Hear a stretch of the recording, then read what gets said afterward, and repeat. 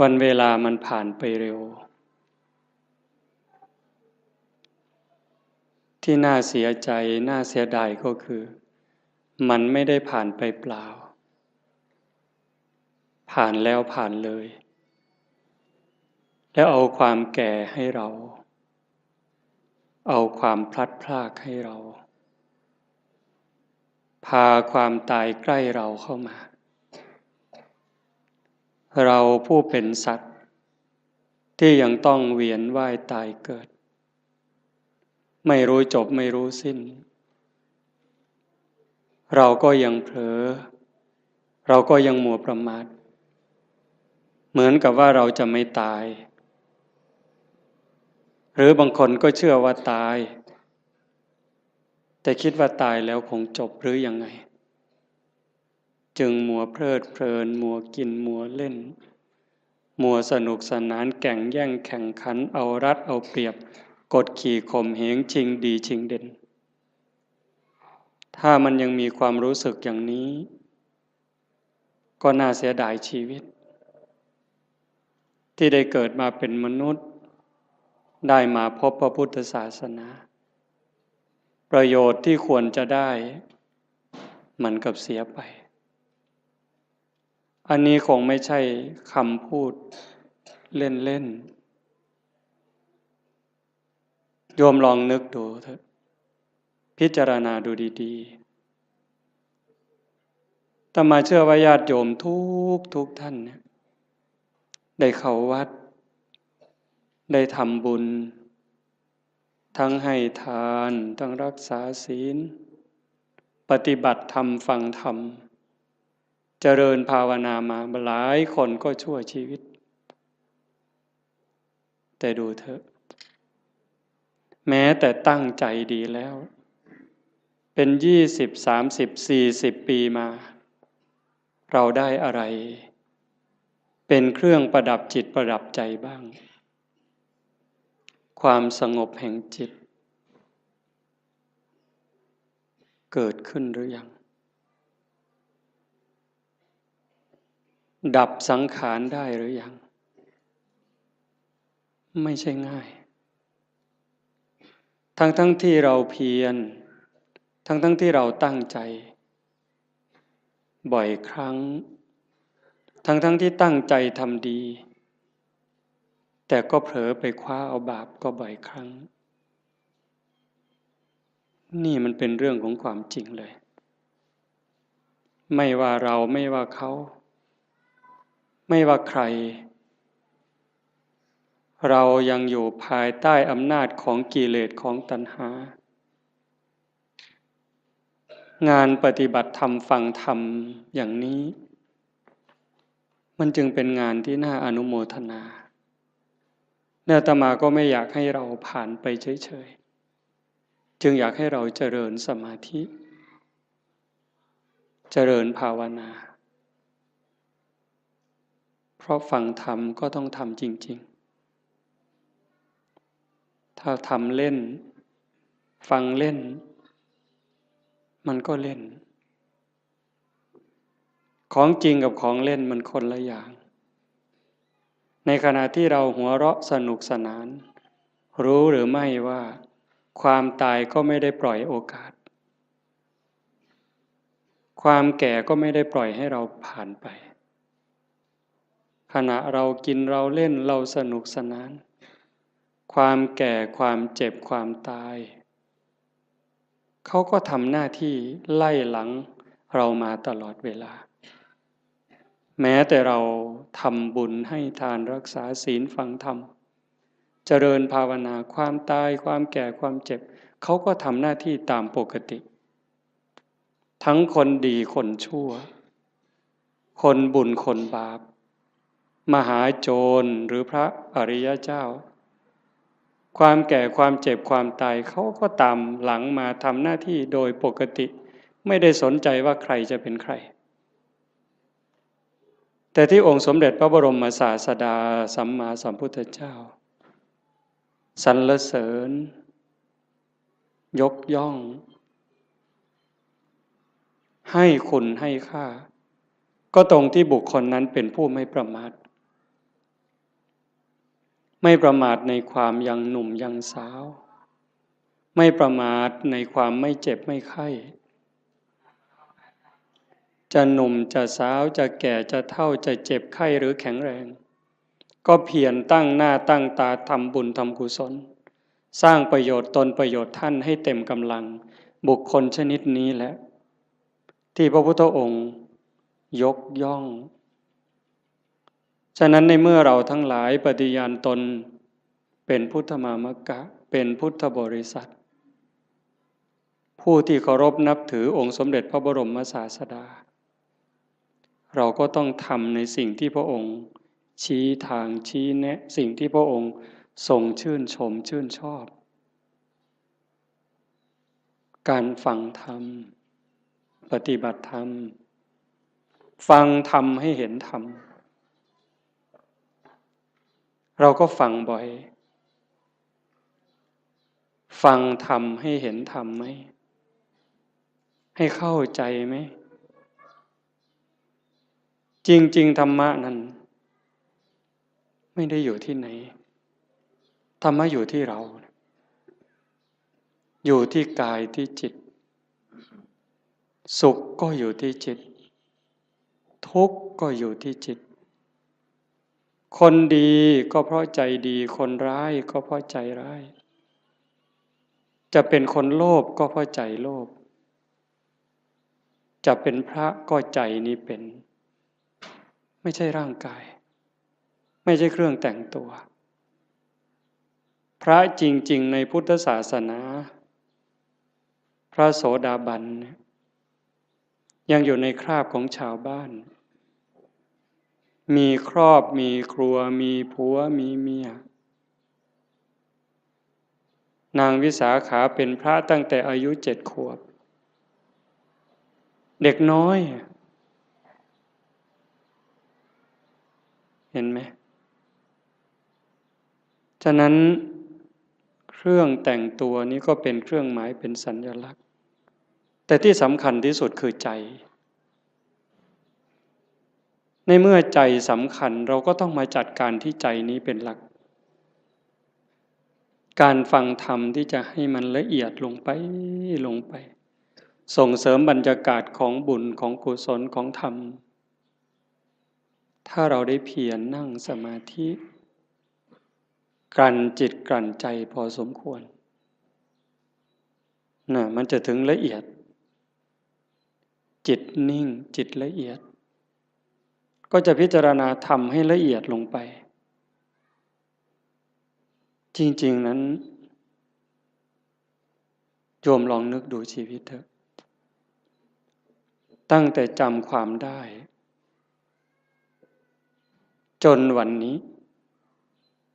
จะเป็นคนหนุ่มคนสาวก็ตามกลางคนก็ตามจนถึงผู้เฒ่าผู้แก่หัวงอกหัวขาวเนี่ยโยมลองนึกดูว่าในชีวิตเราเนี่ยมันเคยมีความสุขจริงๆบ้างไหมความสุขสงบร่มเย็นในใจความสุขชนิดที่มองไม่เห็นโทษเห็นความผิดความพลาดสุขเพราะไม่เห็นบาปที่เกิดจากคำพูดความคิดการกระทำของเรามีบ้างไหมเราอาจจะมีความสนุกจริงได้กินได้เล่นได้ร้องได้รำได้สนุกสนาน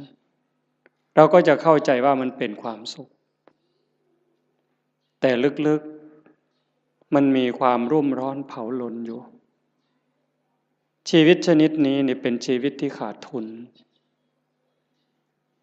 ต่อให้มีเงินเป็นหมื่นล้านแสนล้านมีอำนาจล้นฟ้าล้นแผ่นดินมีคนนับถือทั้งโลก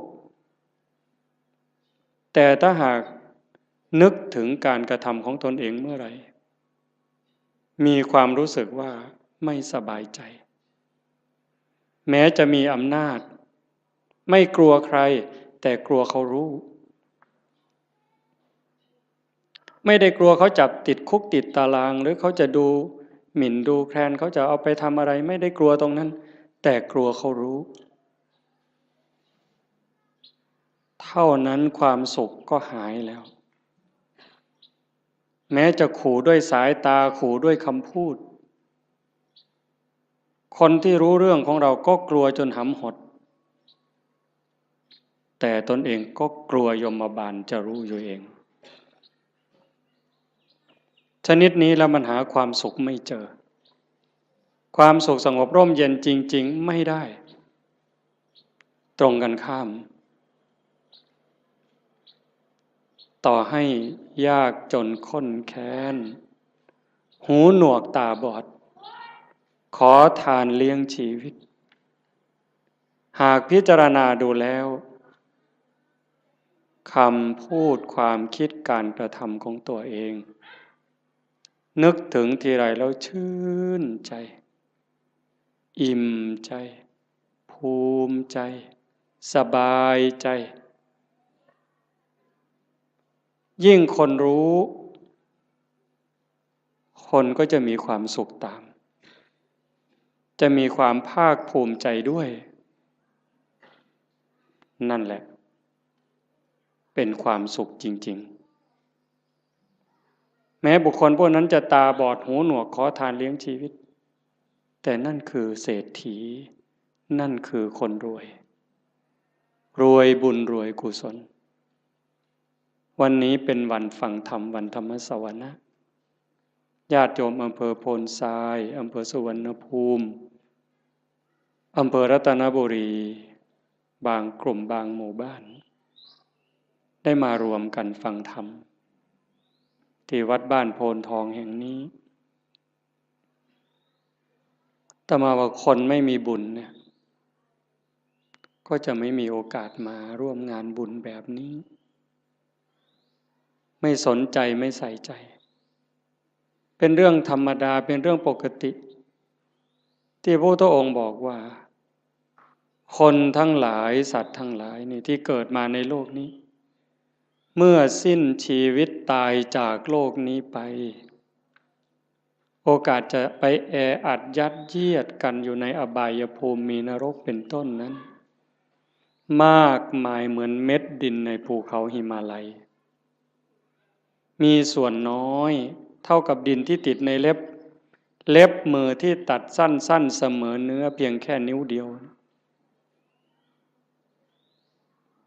ที่เมื่อสิ้นลมหายใจแล้วจะต้องไปอุบัติ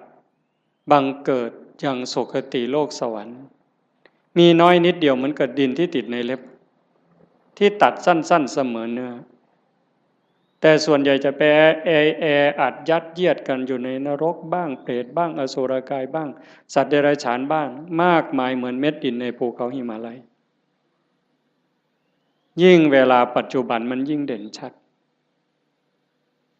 คำสอนของพระพุทธเจ้าเนี่ยถ้าญาติโยมมีโอกาสได้ทำความเข้าใจนึกให้ละเอียดยิ่งเวลานี้นี่เขามีหนังเรื่องพระพุทธเจ้าโยมดูดีๆมีเวลาดูแล้วก็มองกว้างๆอย่าเชื่อทันทีแต่มองกว้างๆมองลึกๆกว้างด้วยลึกด้วยไกลด้วยโยมจะเห็นความสะอาดความบริสุทธิ์หมดจดงดงามความเมตตาอันยิ่งใหญ่ขององค์สมเด็จพระบรมศาสดาถ้าพูดภาษาเรามีความห่วงใยมีความสงสารเห็นอกเห็นใจห่วงใยสัตว์ทั้งหลายเหลือประมาณจะหาใครเทียบเท่าขี้ฝุ่นของพระองค์ไม่ได้นอกจากมีความเมตตาความปรารถนาดีพระปัญญาความสว่างไสวแทงทะลุปลุกโปร่งความลับของจักรวาลความลับของชีวิตได้ชัดเจนไม่มีที่ขาดตกบกพร่องอะไรเลยนี่เจ้าลัทธิศาสดาและหลายท่าน มีความรักมีความเมตตามีความห่วงใยต่อเพื่อนร่วมทุกข์เกิดแก่เจ็บตายก็มากแต่ปัญญาที่จะชี้ทางออกบอกทางถูกให้กับคนนั้นไม่พอปัญญาไม่พอปัญญาไม่ถึงแต่พระพุทธเจ้านั้นปัญญาสว่างไสวตรัสคำไหนก็คำนั้น 2,600 ปีจนถึงวันนี้ก็ยังคงเส้นคงวาทรงมรรคทรงผลเหมือนเดิมฉะนั้นเราท่านทั้งหลายโอกาสที่เราได้เกิดมาเป็นมนุษย์ได้มาพบพระพุทธศาสนาแล้วเราจะปล่อยให้วันเวลามันผ่านไปโดยไร้ประโยชน์ได้อย่างไรเพราะเราไม่แน่ใจไม่มั่นใจเลยว่าถ้าเราสิ้นลมลงไปจากชีวิตนี้แล้วเมื่อกายกับจิตแยกทางกันเดินเราจะไปไหนโยมมั่นใจหรือยังวางใจได้หรือยังว่าเราจะไปไหนถ้าโยมถามอาตมาล่ะพระอาจารย์มั่นใจรู้ทางไปหรือยังอาตมารู้ว่าอาตมาไม่ปลอดภัยโอกาสที่จะร่วงลงสู่อบายนั้นมีสูงมากอันนี้พูดเรื่องจริงเลยเนี่ยโอกาสที่อาตมาจะต้องตกนรกนั่นก็สูง100%โอกาสที่จะไปเป็นเปรตไปเกิดอสุรกายไปเกิดเป็นสัตว์เดรัจฉานก็100%นั่นเพราะอะไรเพราะการบ่มจิตบ่มใจนั้นยังไม่ถึงขั้นบางครั้งจิตยังวุ่นวายใจยังสับสนบอกว่าอย่าคิดมันก็ยังคิดเวลานั่งเจริญภาวนาให้อยู่กับลมหายใจมันก็ได้แค่รอบหรือแค่ครั้งเดียวหายใจเข้ายังไม่ได้หายใจออกเลยมันก็คิดเรื่องนู้นหายใจออกยังไม่ได้เข้ามันก็ไปคิดเรื่องนั้นดีบ้างไม่ดีบ้างสารพัดแล้วใครเก่งทีนี้ใจตัวนี้นะสวรรค์ในอกนรกในใจนิพพานไม่ใกล้ไม่ไกลหายใจก็ได้ยินเวลาเราไปร่วมงานศพฟังเทศน์ครูบาอาจารย์ท่านก็จะพูดเสมอจิตเตสังกิริเถทุคติปาติกังขาเมื่อจิตเศร้าหมองแล้วทุคติก็ย่อมเป็นอันหวังนั่นคำว่าเศร้าหมองมันไม่ถึงกับสกปรกเด้โยมฟังดีๆนี่นั่งหลับตาฟังดีๆคิดตามคำว่าเศร้าหมองนี่ยังไม่ถึงกับสกปรกจนน่าเกลียดเด้ถ้วยชามเราล้างอย่างดีใส่ตู้กับข้าว5 วัน10 วันผ่านไปถ้าเราจะใช้ใหม่เนี่ยโยมยังต้องล้างเพราะฝุ่นละเอียดมันเข้าไปจับแล้วถ้ายิ่งเป็นเดือนเนี่ยเรามือไปขีดดูก็จะเป็นรอยในจานนั้นแต่มันไม่ได้สกปรกเกอะกรังน้ำแกงน้ำข้าวน้ำพริกไม่ได้เกี่ยวถึงขนาดนั้นเชื้อราก็ยังไม่เกิดแต่มันเป็นฝุ่นเข้ามาจับจิตใจเราก็เหมือนกันถ้ามันยังหงุดหงิดยังขุ่นเคืองคนพูดไม่ใช่ว่าไม่ถูกหูหรอกมันเพียงแค่เกิดปฏิฆะขุ่นเคืองเท่านั้นจิตก็เศร้าหมองถ้ามันเกิดบ่อยมันก็จะพัฒนาการจากความหงุดหงิดธรรมดาเป็นความขุ่นเคืองหนักขึ้นจนเป็นความโกรธเป็นอาฆาตพยาบาทตามมาถ้าไม่รีบรักษามันยิ่งกว่ามะเร็งอีกเห็นไหม ความโลภก็เหมือนกันความโกรธก็เหมือนกันความอิจฉาริษยาก็เหมือนกันเรื่องกิเลสราคะพวกเหล่านี้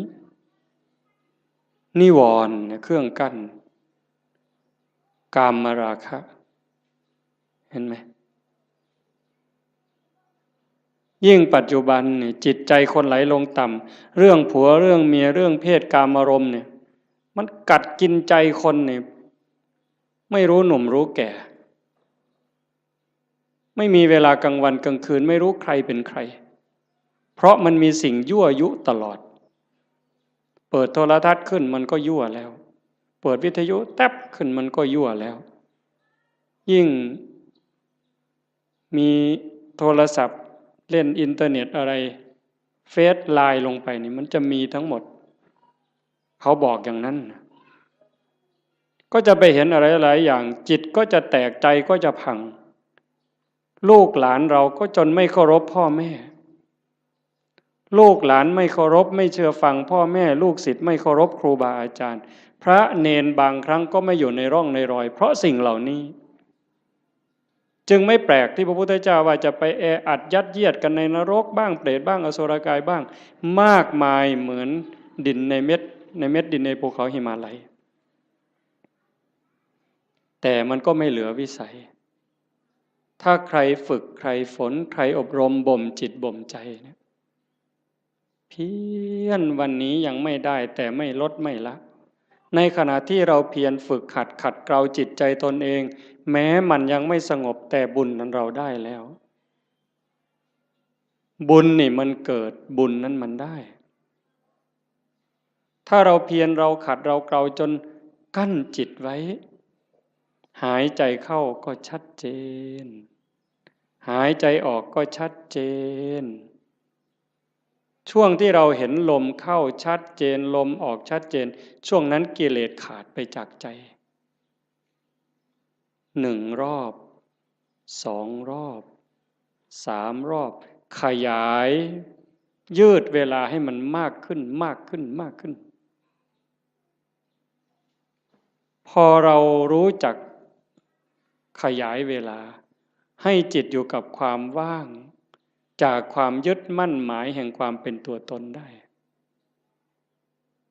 มันจะพัฒนาไปเรื่อยพรากเวทนาเวลาตาเห็นหูได้ยินจมูกได้กลิ่นลิ้นได้รสกายสัมผัสใจนึกคิดแล้วเราไม่ดึงเข้ามาเป็นเจ้าข้าวเจ้าของรู้แล้วก็ปล่อยมันเป็นเรื่องของธรรมชาติกลับมาอยู่กับอารมณ์ขององค์พระกรรมฐานไว้เรื่อยๆถ้าเราทำได้อย่างนี้บ่อยๆนั่นเก่งแล้วแกร่งแล้วถ้าเรารักษาจิตสภาพนี้ไว้ได้ในขณะเป็นอยู่ในขณะเจ็บป่วยหรือขณะใกล้ตายจิตเราก็จะไปอีกทางหนึ่งจิตเตอสังกิริเถสุขติปาติกังขาเมื่อจิตไม่เศร้าหมองแล้วสุขติก็ย่อมเป็นที่หวัง เรื่องนี้มันอาจจะฟังยากไม่สนุกฟังแบบหนึ่งมันไม่สนุกเลยแต่ถ้าคนรักตนเองล่ะถ้าคนที่รักตนเองสงสารตนเองห่วงใยตนเอง ห่วงใยจิตวิญญาณตนเองนี่ฟังเรื่องนี้นี่มันจะสนุกมากมันจะดูดไปเลยฟังแล้วสนุกอยากติดตามอยากทำความเข้าใจมันจะติดตามแต่ติดตามเฉยๆมันก็จะไม่รู้ถ้าเราฝึกด้วยอย่างตอนนี้เนี่ยเอาคนที่พอสู้ได้เด้ยืดตัวตรงๆหายใจเข้ายาวๆลึกๆทำใจสบายๆปล่อยลมยาวๆสบายไม่กดไม่เกร็งพยายามตามเข้าตามออกหรือดูที่จุดลมกระทบถ้ามันเห็นอย่างนั้นความอิ่มใจมันจะเกิดวัน1 2 3 วันนี่ยังไม่เท่าไหร่ ถ้าเราทำไปเรื่อยๆผ่านวันที่3ผ่านวันที่4น้ำตาเริ่มมีนึกอะไรน้ำตาก็จะไหลมีความทุกข์ความวิตกกังวลพอน้อมจิตมาดูลมให้แนบสนิทสติดูที่จุดลมกระทบแนบสนิทลากลมละเอียดละเอียดเข้ายาวออกยาวความรู้สึกเป็นสุขอิ่มเอิบใจมันก็เกิดมาอันนี้ยังไม่ใช่วิเศษวิโสอะไรหรอกเป็นเรื่องธรรมดาถ้าเราทำไปเรื่อยๆเรื่อยๆกลั่นจิตกลั่นใจของเราอย่างนี้บุญนั่นมันมากกว่าทอดกฐินเป็น800 ล้านไม่ต้องลงทุนลงแรงเลยนะบุญนี่มันต้องใช้ทุนใช้เงินใช้ทองอยู่ในบางเรื่องทานเนี่ยแต่ว่าการยกจิตยกใจเนี่ยมันไม่ได้ใช้อาศัยบ้างนิดหน่อยการให้ทานเป็นเพียงแค่เครื่องประดับจิตประดับใจให้จิตใจได้อิ่มเอิบได้เป็นเครื่องหมายแต่ถ้าเราทานตัวนี้บริจาคความโกรธบริจาคความหงุดหงิดขุ่นเคืองความเห็นแก่เนื้อแก่ตัวความรู้จักเอารัดเอาเปรียบเนี่ยพยายามสลัดสิ่งนี้ออกไปให้ทานความสะดวกสบายออกไปฝึกฝนอบรมตนพอเราทำอย่างนี้บ่อยๆบ่อยๆมันจะได้ติดในองค์อาตมารับประกันได้นะรับประกันแม้เราจะทุกข์จะยากจะเหน็ดจะเหนื่อยปวดหลังปวดเอวปวดแข้งปวดขาก็เถอะเมื่อเราเพียรทำเข้าทำเข้าทำเข้ามันจะรู้สึกชอบรู้สึกยินดีรู้สึกพอใจแม้บางครั้งที่เราเผลอพอมันทำจนชินบ้างแล้วเวลาเราเผลอมันลักมาอยู่กับลมหายใจความรู้สึกตัวสติสัมปชัญญะลักมาอยู่กับลมหายใจเหมือนกับตอนแรกๆเราฝึกกำลังเดินจงกรมกำลังนั่งสมาธิมันลักไปอยู่กับลูกกับหลานลักไปอยู่กับไร่กับนากับทรัพย์สินสมบัติแบบเดียวกันจิตมันกำลังจะไหลมาทางดีนี่นะเป็นสิ่งที่เราจะได้พึ่งพาอาศัยญาติโยมฟังอีกครั้งสิ่งที่เรากำลังมาทำไม่ว่าจะเป็นการให้ทานก็ตามการรักษาศีลนี่ก็ตามการฟังธรรมเจริญภาวนานี่ก็ตามสิ่งนี้จะเป็นสิ่งที่เราได้พึ่งพาอาศัยชาตินี้ก็ตามชาติหน้าก็ตามชาติต่อไปก็ตามแม้เวลาเจ็บเวลาป่วยเวลาใกล้ตายจะได้อาศัยสิ่งนี้ยิ่งกว่าแก้วแหวนเงินทองแก้วแหวนเงินทองลูกหลานสามีภรรยาจะมีมากมายมียศมีตำแหน่งยิ่งใหญ่ขนาดไหนถึงเวลาเราเจ็บไข้โยมไปดูเถอะอยู่ในหมู่บ้านก็ตามโรงพยาบาลก็ตามถึงคราวเจ็บป่วยหนักเข้าจริงๆเนี่ยคนจะรักเราจะเป็นสามีภรรยาเป็นลูกเป็นหลานเป็นพ่อแม่พี่น้องเพื่อนสนิทมิตรสหายเขาก็ช่วยไม่ได้แบ่งเจ็บไม่ได้แบ่งป่วยไม่ได้ผ่าตัดแทนไม่ได้กินยาแทนไม่ได้แล้วความหวาดกลัวที่มันเกิดล่ะถ้าบอกว่าต้องผ่าตัดหวาดกลัวไหมกลัวมีดหมอไหมกลัวจะสลบไม่ฟื้นไหมใครแบ่งล่ะพ่อแม่พี่น้องสามีภรรยาเพื่อนพ้องก็เพียงแค่ให้กำลังใจใจดีๆไม่เป็นไรหรอกเขาก็พูดได้เพียงแค่นั้นแต่ถ้าถามว่าถ้าเป็นเขาล่ะก็ไม่ได้ต่างจากเราหากเราฝึกจิตฝึกใจให้มันมีความมั่นคงเนี่ยทำจิตให้มันเกิดความมั่นคงมันไม่หวั่นไม่ไหวตรงนี้นี่ได้เปรียบตายก็ไม่ว่าเป็นอย่างนั้นจริงๆไงโยมเวลาที่เราฝึกสติฝึกสมาธิได้เกิดความมั่นคง มันจะไม่กลัวยิ่งเราทำบุญไปบ่อยๆบ่มบุญบารมีไปเรื่อยๆอันนี้เป็นทุนอยู่แล้วแต่ตัวที่เราฝึกจิตฝึกใจให้เกิดความมั่นคงไม่หวั่นไม่ไหวอันนี้จะหนุนสูงที่สุดยิ่งปัญญารอบรู้เห็นว่าชีวิตเกิดมาแล้วมันเอาแก่มาด้วยมันเอาแก่มาด้วยเอาเจ็บมาด้วยเอาพลัดพรากจากสิ่งรักสิ่งที่หวงแหนให้เราไปประสบกับสิ่งที่เราไม่พึงพอใจไม่ปรารถนาเอาความผิดหวังในเมื่อเราตั้งใจอยากจะได้อย่างนั้นอยากจะมีอย่างนี้แต่ก็ผิดหวังอยู่เรื่อยพอตั้งใจปั๊บหวังปั๊บก็ผิดหวังเลยโยมก็เจอมาทุกคนเกิดเป็นธรรมดาแก่เป็นธรรมดาเจ็บเป็นธรรมดาสุดท้ายก็จะตายเป็นธรรมดาทำไมล่ะถึงต้องตายเพราะตายมันมาพร้อมกับเกิดในเมื่อมันเป็นอย่างนี้เราก็ต้องยอมรับฝึกจิตฝึกใจให้เห็นความจริงอย่างนี้อยู่บ่อยๆเตรียมตัวตายไว้เสมอทุกวันทุกวันมีคนไปกราบถามหลวงปู่พุทธทาสว่าทำอย่างไรชีวิตถึงจะได้ประโยชน์ที่สุดถ้าพูดถึงบุญจะได้บุญมากที่สุดหลวงปู่พุทธทาสบอกว่าให้ทำความรู้สึกเหมือนกับว่าวันนี้เป็นวันสุดท้ายวันนี้เป็นวันสุดท้ายของเราที่อยู่ในโลกพอค่ำลงวันนี้เราจะตายอะไรที่เป็นบุญเป็นกุศลที่ยังไม่ได้ทำให้รีบทำบาปอกุศลอะไรที่ยังไม่ได้ละก็ให้รีบละขัดข้องหมองใจกับใครทำผิดทำพลาดกับใครก็รีบไปขอโทษเขาซะ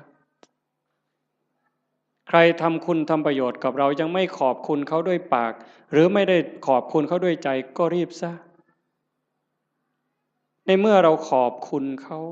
ขอโทษเขาจิตใจเราจะปลอดโปร่งโล่งเบาขึ้นง่ายต่อการภาวนาอีกจากนั้นก็พิจารณาชีวิต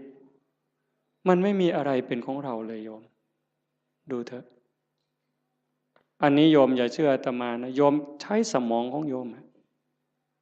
ธรรมะมันอยู่ที่ใจเราโยมไม่ได้อยู่ที่คำพูดไม่อยู่ในหนังสือไม่อยู่ในพระไตรปิฎกเลยไม่ใช่เลยอยู่ในใจเนี่ยตัวรู้โยมมีพร้อมทั้งหมดทุกคนไม่ได้ต่างกันเวลาโกรธเนี่ยถ้าไม่มีธรรมะต่างคนก็ต่างอวดกันเนี่ย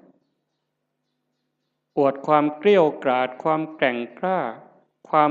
เลวร้ายของตนเองอวดโง่เขาว่าอย่าอวดดีนี่อาตมาว่ามันดีถ้ามีดีให้อวดนี่รีบอวดแต่ส่วนมากอวดโง่เห็นไหมกินเหล้าเลย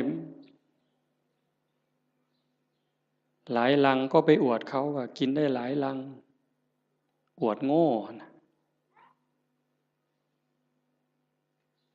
นั่นมันอวดโง่ไม่กลัวใครใครจะลองเอาอะไรก็ว่ามาท้าตีท้าต่อยนั้นอวดโง่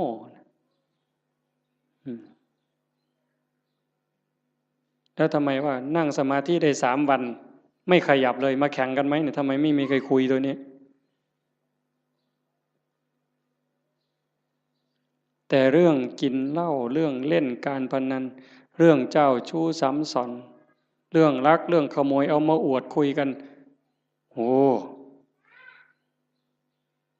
สิ่งที่เอามาอวดมาอ้างกันนั้นถามว่าเป็นบุญไหมไม่มีเลยเป็นประโยชน์ไหมไม่มีเลยแต่เรื่องนั้นทำจริงเด้ทุ่มเทตลอดชีวิตเด้นั่งเล่นไพ่ทั้งคืนนี่ไม่เยี่ยวเลยผุ่นเป็นเก่งแห้งเลยนะบ่ปวดเงี้ยวเลยนะแต่นั่งสมาธิ5 นาทีเนี่ยข่อยทิกแล้วทิกอีกแล้วข่อยจะไปแล้วเนี่ยมึงที่หลังมันโงน ปานนั้นเพิ่นว่าเพิ่นเก่งเนี่ยกันบ่ถูกใจมาอย่าจับกูขามันเพิ่นเด้เบิ่นอยู่ดาวดาวดาวบัดเขาโยใส่ถอยหลังจากรถบัดนี้มันบ่จริงหรอก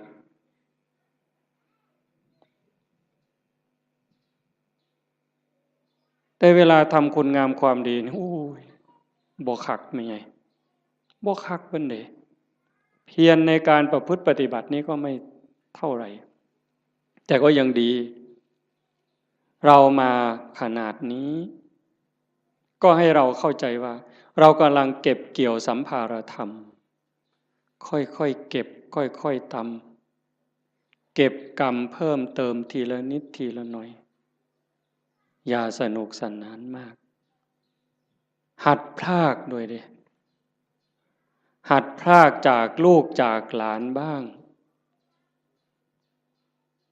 เบิ่งจังหนึ่งก็เป็นตะลุโตนย่ายอยู่ดอกกันว่าไปออเสาะเลี้ยงหลานกะยานเขาบ่ให้กินกะทำท่าหักลูกเขาไปสั่นละพอเขาให้อยู่นำที่จริงนี่เขาเห็นหมู่เจ้าหมดประโยชน์แต่โดนแล้วได้หมู่เจ้าฮู้บ่เด้ท่านฮู้โตบ่ว่าเขาว่าหมู่เจ้าเป็นคนบ่มีประโยชน์แล้วเด้ซุมื้อใครแน่แต่ครูบาได้พอได้ย่องหมู่เจ้านี่พอได้กินข้าวนำมื้อซื่อเด้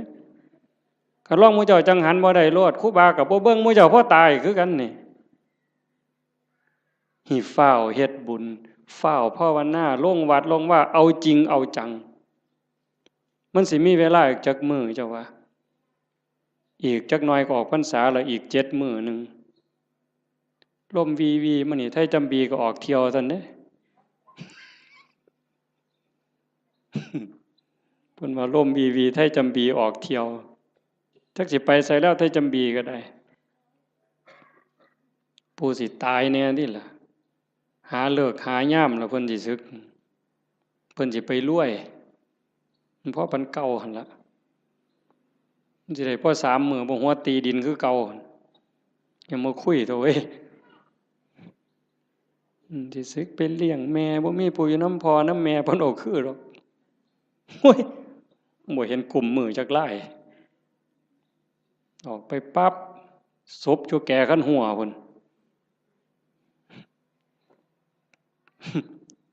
บ่พอข้าวตีกันแล้วบักทิศนั่นเพิ่นว่าแม่ยากอีกบัดนี้ไปเว้าค่วมไปเสียค่าเหล้าให้มันบักทิศทิศมาจากคำว่าบัณฑิตบัณฑิตผู้ฮู้ผู้ฉลาดฮู้ดีฮู้ชั่วหมดแล้วเป็นหยังจังไปฆ่ากันตีกันให้แม่ยากแว้งให้แม่ไปเสียค่าเหล้ามันปลอมบวชมันจะ3 ศาสตร์พุ่นเนาะครูบาเขียวเจ้าของมันหูดำหูแดงมึงนะเพราะว่าโอกาสที่จะอยู่ในสภาพเช่นนี้เวลาที่จะเก็บเกี่ยวบุญกุศลฝึกตนเองแบบนี้มันไม่มีจะหมดโอ้ว่าแล้วก็เรื่องหนึ่งเด้อยายเด้อจะว่าเรื่องดีก็ดีเด้เรื่องน่าสลดใจก็น่าสลดใจแต่ทุกอย่างมันมีคู่ในความชั่วก็มีความดีในความรู้สึกสลดใจก็มีความภาคภูมิใจอยู่ในนั้นตอนนี้สามเณรทางจังหวัดศรีสะเกษ19 สามเณรในโรงเรียนนี่แหละเพราะมันป่านนั้นนี่ยังเป็นของจริงอย่าไปเฮ็ดเราเด้อปล่อยแล้วกันสุดยอดแล้วล่ะนะ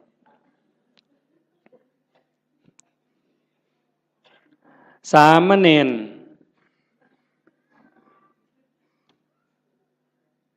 เห็นญาติโยมไปจำศีลเนี่ยฟังดีๆได้เรื่องนี้นะสามเณรเห็นญาติโยมพ่อใหญ่แม่ใหญ่ไปจำศีลวันพระไปอยู่วัดโยมตั้งใจไปปฏิบัตินิมนต์พระพาเดินจงกรมพระกับผ้ายางจงกรมบ่ได้บูจักดอกเฮ็ดเอาโลดพาทำวัดในขน่อยว่าไปโลดมื้อเจ้านั่นว่าไปโลดบ่แม่นแถว101ได้เว้าเพิ่นศรีสะเกษดอกมาหัวเฮ็ดหยังเดี๋ยวนี้ครูบาว่าเฮ็ดเอาโลดทำยังไง หลายปีผ่านมา3 ปี5 ปีสามเณรน้อยๆนี่มีใจสามเณรน้อยนี่มีใจขออนุญาตไปปฏิบัติธรรมแบบหนักๆเลยตื่นตี 2นอน4 ทุ่มไม่พูดไม่จา19สามเณรเนี่ยไปเพื่อฝึกเดินจงกรมฝึกนั่งสมาธิเพื่อจะมาพาคุณยายทั้งหลายที่ไปจำศีลในแต่ละวัดเนี่ยสามเณรตั้งแก๊งสามเณรเพื่อจะไปสอนญาติโยมปฏิบัติธรรมเนี่ยตรงที่สลดใจก็คือพระสงฆ์องค์ข้าเจ้าไม่ทำหน้าที่ตรงนี้ตรงที่น่าภูมิใจก็คือลูกเนนนี่ตัวเล็กๆ14 ปี15 ปีรักบ้านรักเมืองรักพระพุทธศาสนานึกถึงบุญคุณข้าวน้ำของญาติโยมที่ใส่บาตรให้ปัจจัยไปเรียนหนังสือ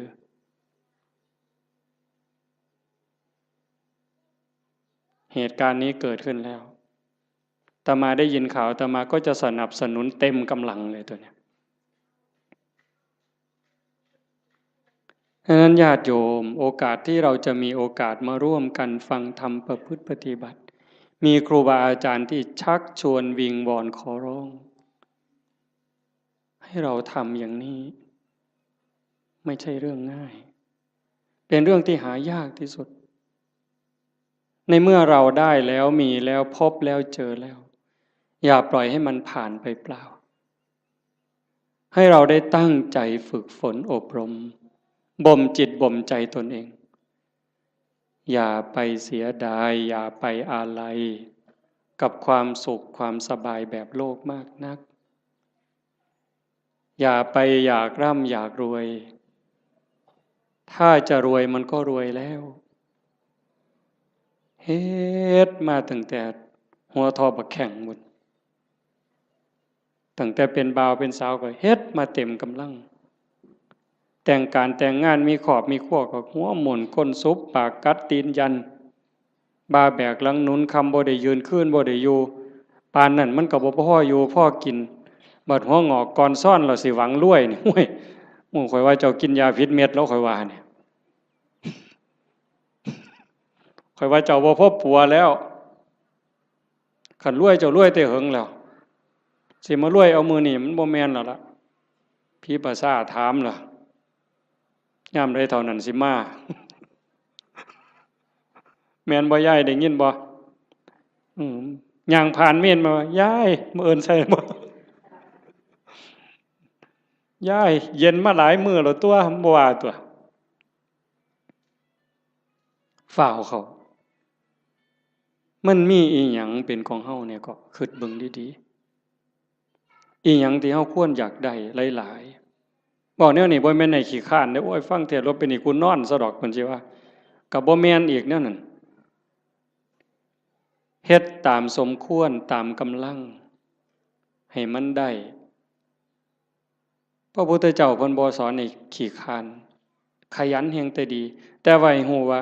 สิ่งเหล่านี้เนี่ยเป็นสมบัติของโลกบ่โดนเฮาก็จากมันคันเฮาบ่จากมันมันก็สิจากเฮาเทิงตอนเป็นแล้วก็ตอนตายลางเทื่อเฮาเป็นอยู่นี่โจรมาลักไปซ้ำลางเทื่อมันลักเอาโดยมันบ่บอกเฮาลางเทื่อมันมาญาติเอาซื่อๆดีบ่ดีเฮาเจ็บย้อนทรัพย์เจ้าของเขายืมแล้วบ่คืนอันนี้ก็มีอยู่เห็นบ่อันนั้นของภายนอกแม้แต่ของภายในที่เฮามีโยมว่ามีหยังแล้วโยมสำบายแน่เอาถามโยมเด้นี่แม่ใหญ่หมู่เจ้าเฒ่าแล้ว70ก็มีแล้วหมู่เจ้าสำบายย้อนมีอีหยังแหน่ลองเว้าให้ฟังเบิ่งมีลูกยากนำลูกบ่คิดเบิ่งดีๆเบิ่ง มีลูกนี่ย้อนสำบายน้ำลูกกับยากน้ำลูกอีหยังหลายกว่ากันตอบแบบถูกต้องเด้เจ้าอย่าหาวเด้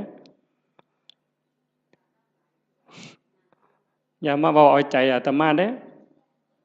เอาใจเจ้าของมีหลานระวังภูมิใจดีใจกับหลานกับยากน้ำหลานนี่อันใดหลายกว่ากันมีมีหน้าดีใจน้ำหน้าภูมิใจสำบายย้อนมีหน้ากับยากน้ำมีหน้าอีหยังหลายกว่ากันเอาบอกเนี่ยเขาอยากได้นี่มีรถแล้วนี่ยากน้ำรถกับสำบายน้ำรถนี่อันใดหลายกว่ากันจักหน่อยมันก็ว่าน้ำมันหมดน้ำมันเสือเพิ่งหมดน้ำมันเครื่องหมดยางเหียนเบรกบ่ดีไฟบ่ออกแต่บ่ดังตำรวจจับเอาที่ไรเจ้าบ่ต้องบอกไปส้นไปขวมนี่อันนั้นของทั้งนอกสร้างมันตัวนั้นรถเพ่บ่ซ่อมจูดไฟถิ่มก็บ่เดือดร้อนดอก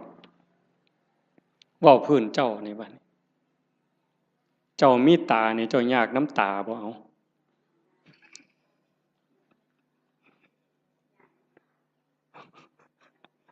บ่ท่านว่าไปฮอดขาดอกบ่ซ้ำตานี่เอายากน้ำมันบ่นี่มีผมนี่จะว่ายากน้ำผมนี่ซ้ำใดจะว่าตั้งแต่เจ้าเกิดมาตั้งแต่โกนผมไฟตั้งแต่ตัดมาแต่ฮอดพุ่นตั้งแต่พุ่นจนฮอดพี่หมดจักแสนเหรอค่าตัดผมเนี่ยค่าตัดค่าย้อมมันนี่หมดไปจักแสนผู้บางคนผมยื้อผมซื้อกับเฮ็ดให้มันหยองเอาลองเบิ่งเจ้าเอาผู้หยองกับเฮ็ดให้มันซื้อเอาลองเบิ่งบ้าบ่พอปัวเนี่ยเอามันยาวก็ไปตัดให้มันสั่นผู้สั่นไปต่อเอาลองเบิ่งเจ้า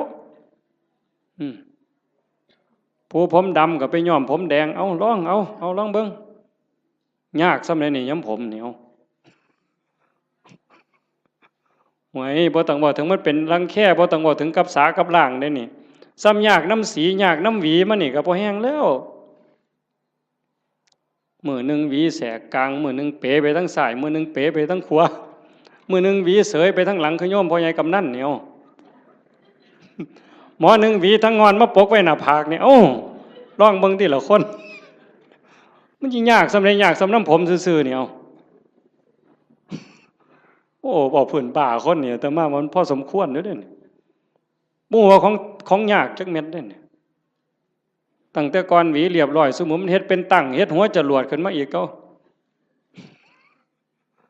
เทื่อมันสิเฮ็ดได้ไม่ไงอันนี้พื้นผมเนี่ยตาก็ยากน้ำตาขันมันเป็นโรคต่อกระจกต่อเนื้อต่อลมต่อหินเอาทีละหูล่ะยากน้ำหูบ่มันก็ดีอยู่มันได้ยินแต่ว่าได้ยินเขาด่ากับขอบมันมีหูเนี่ยละเว้ยขันกูหูหนวกกูก็สิบ่เดือดร้อนซะดอก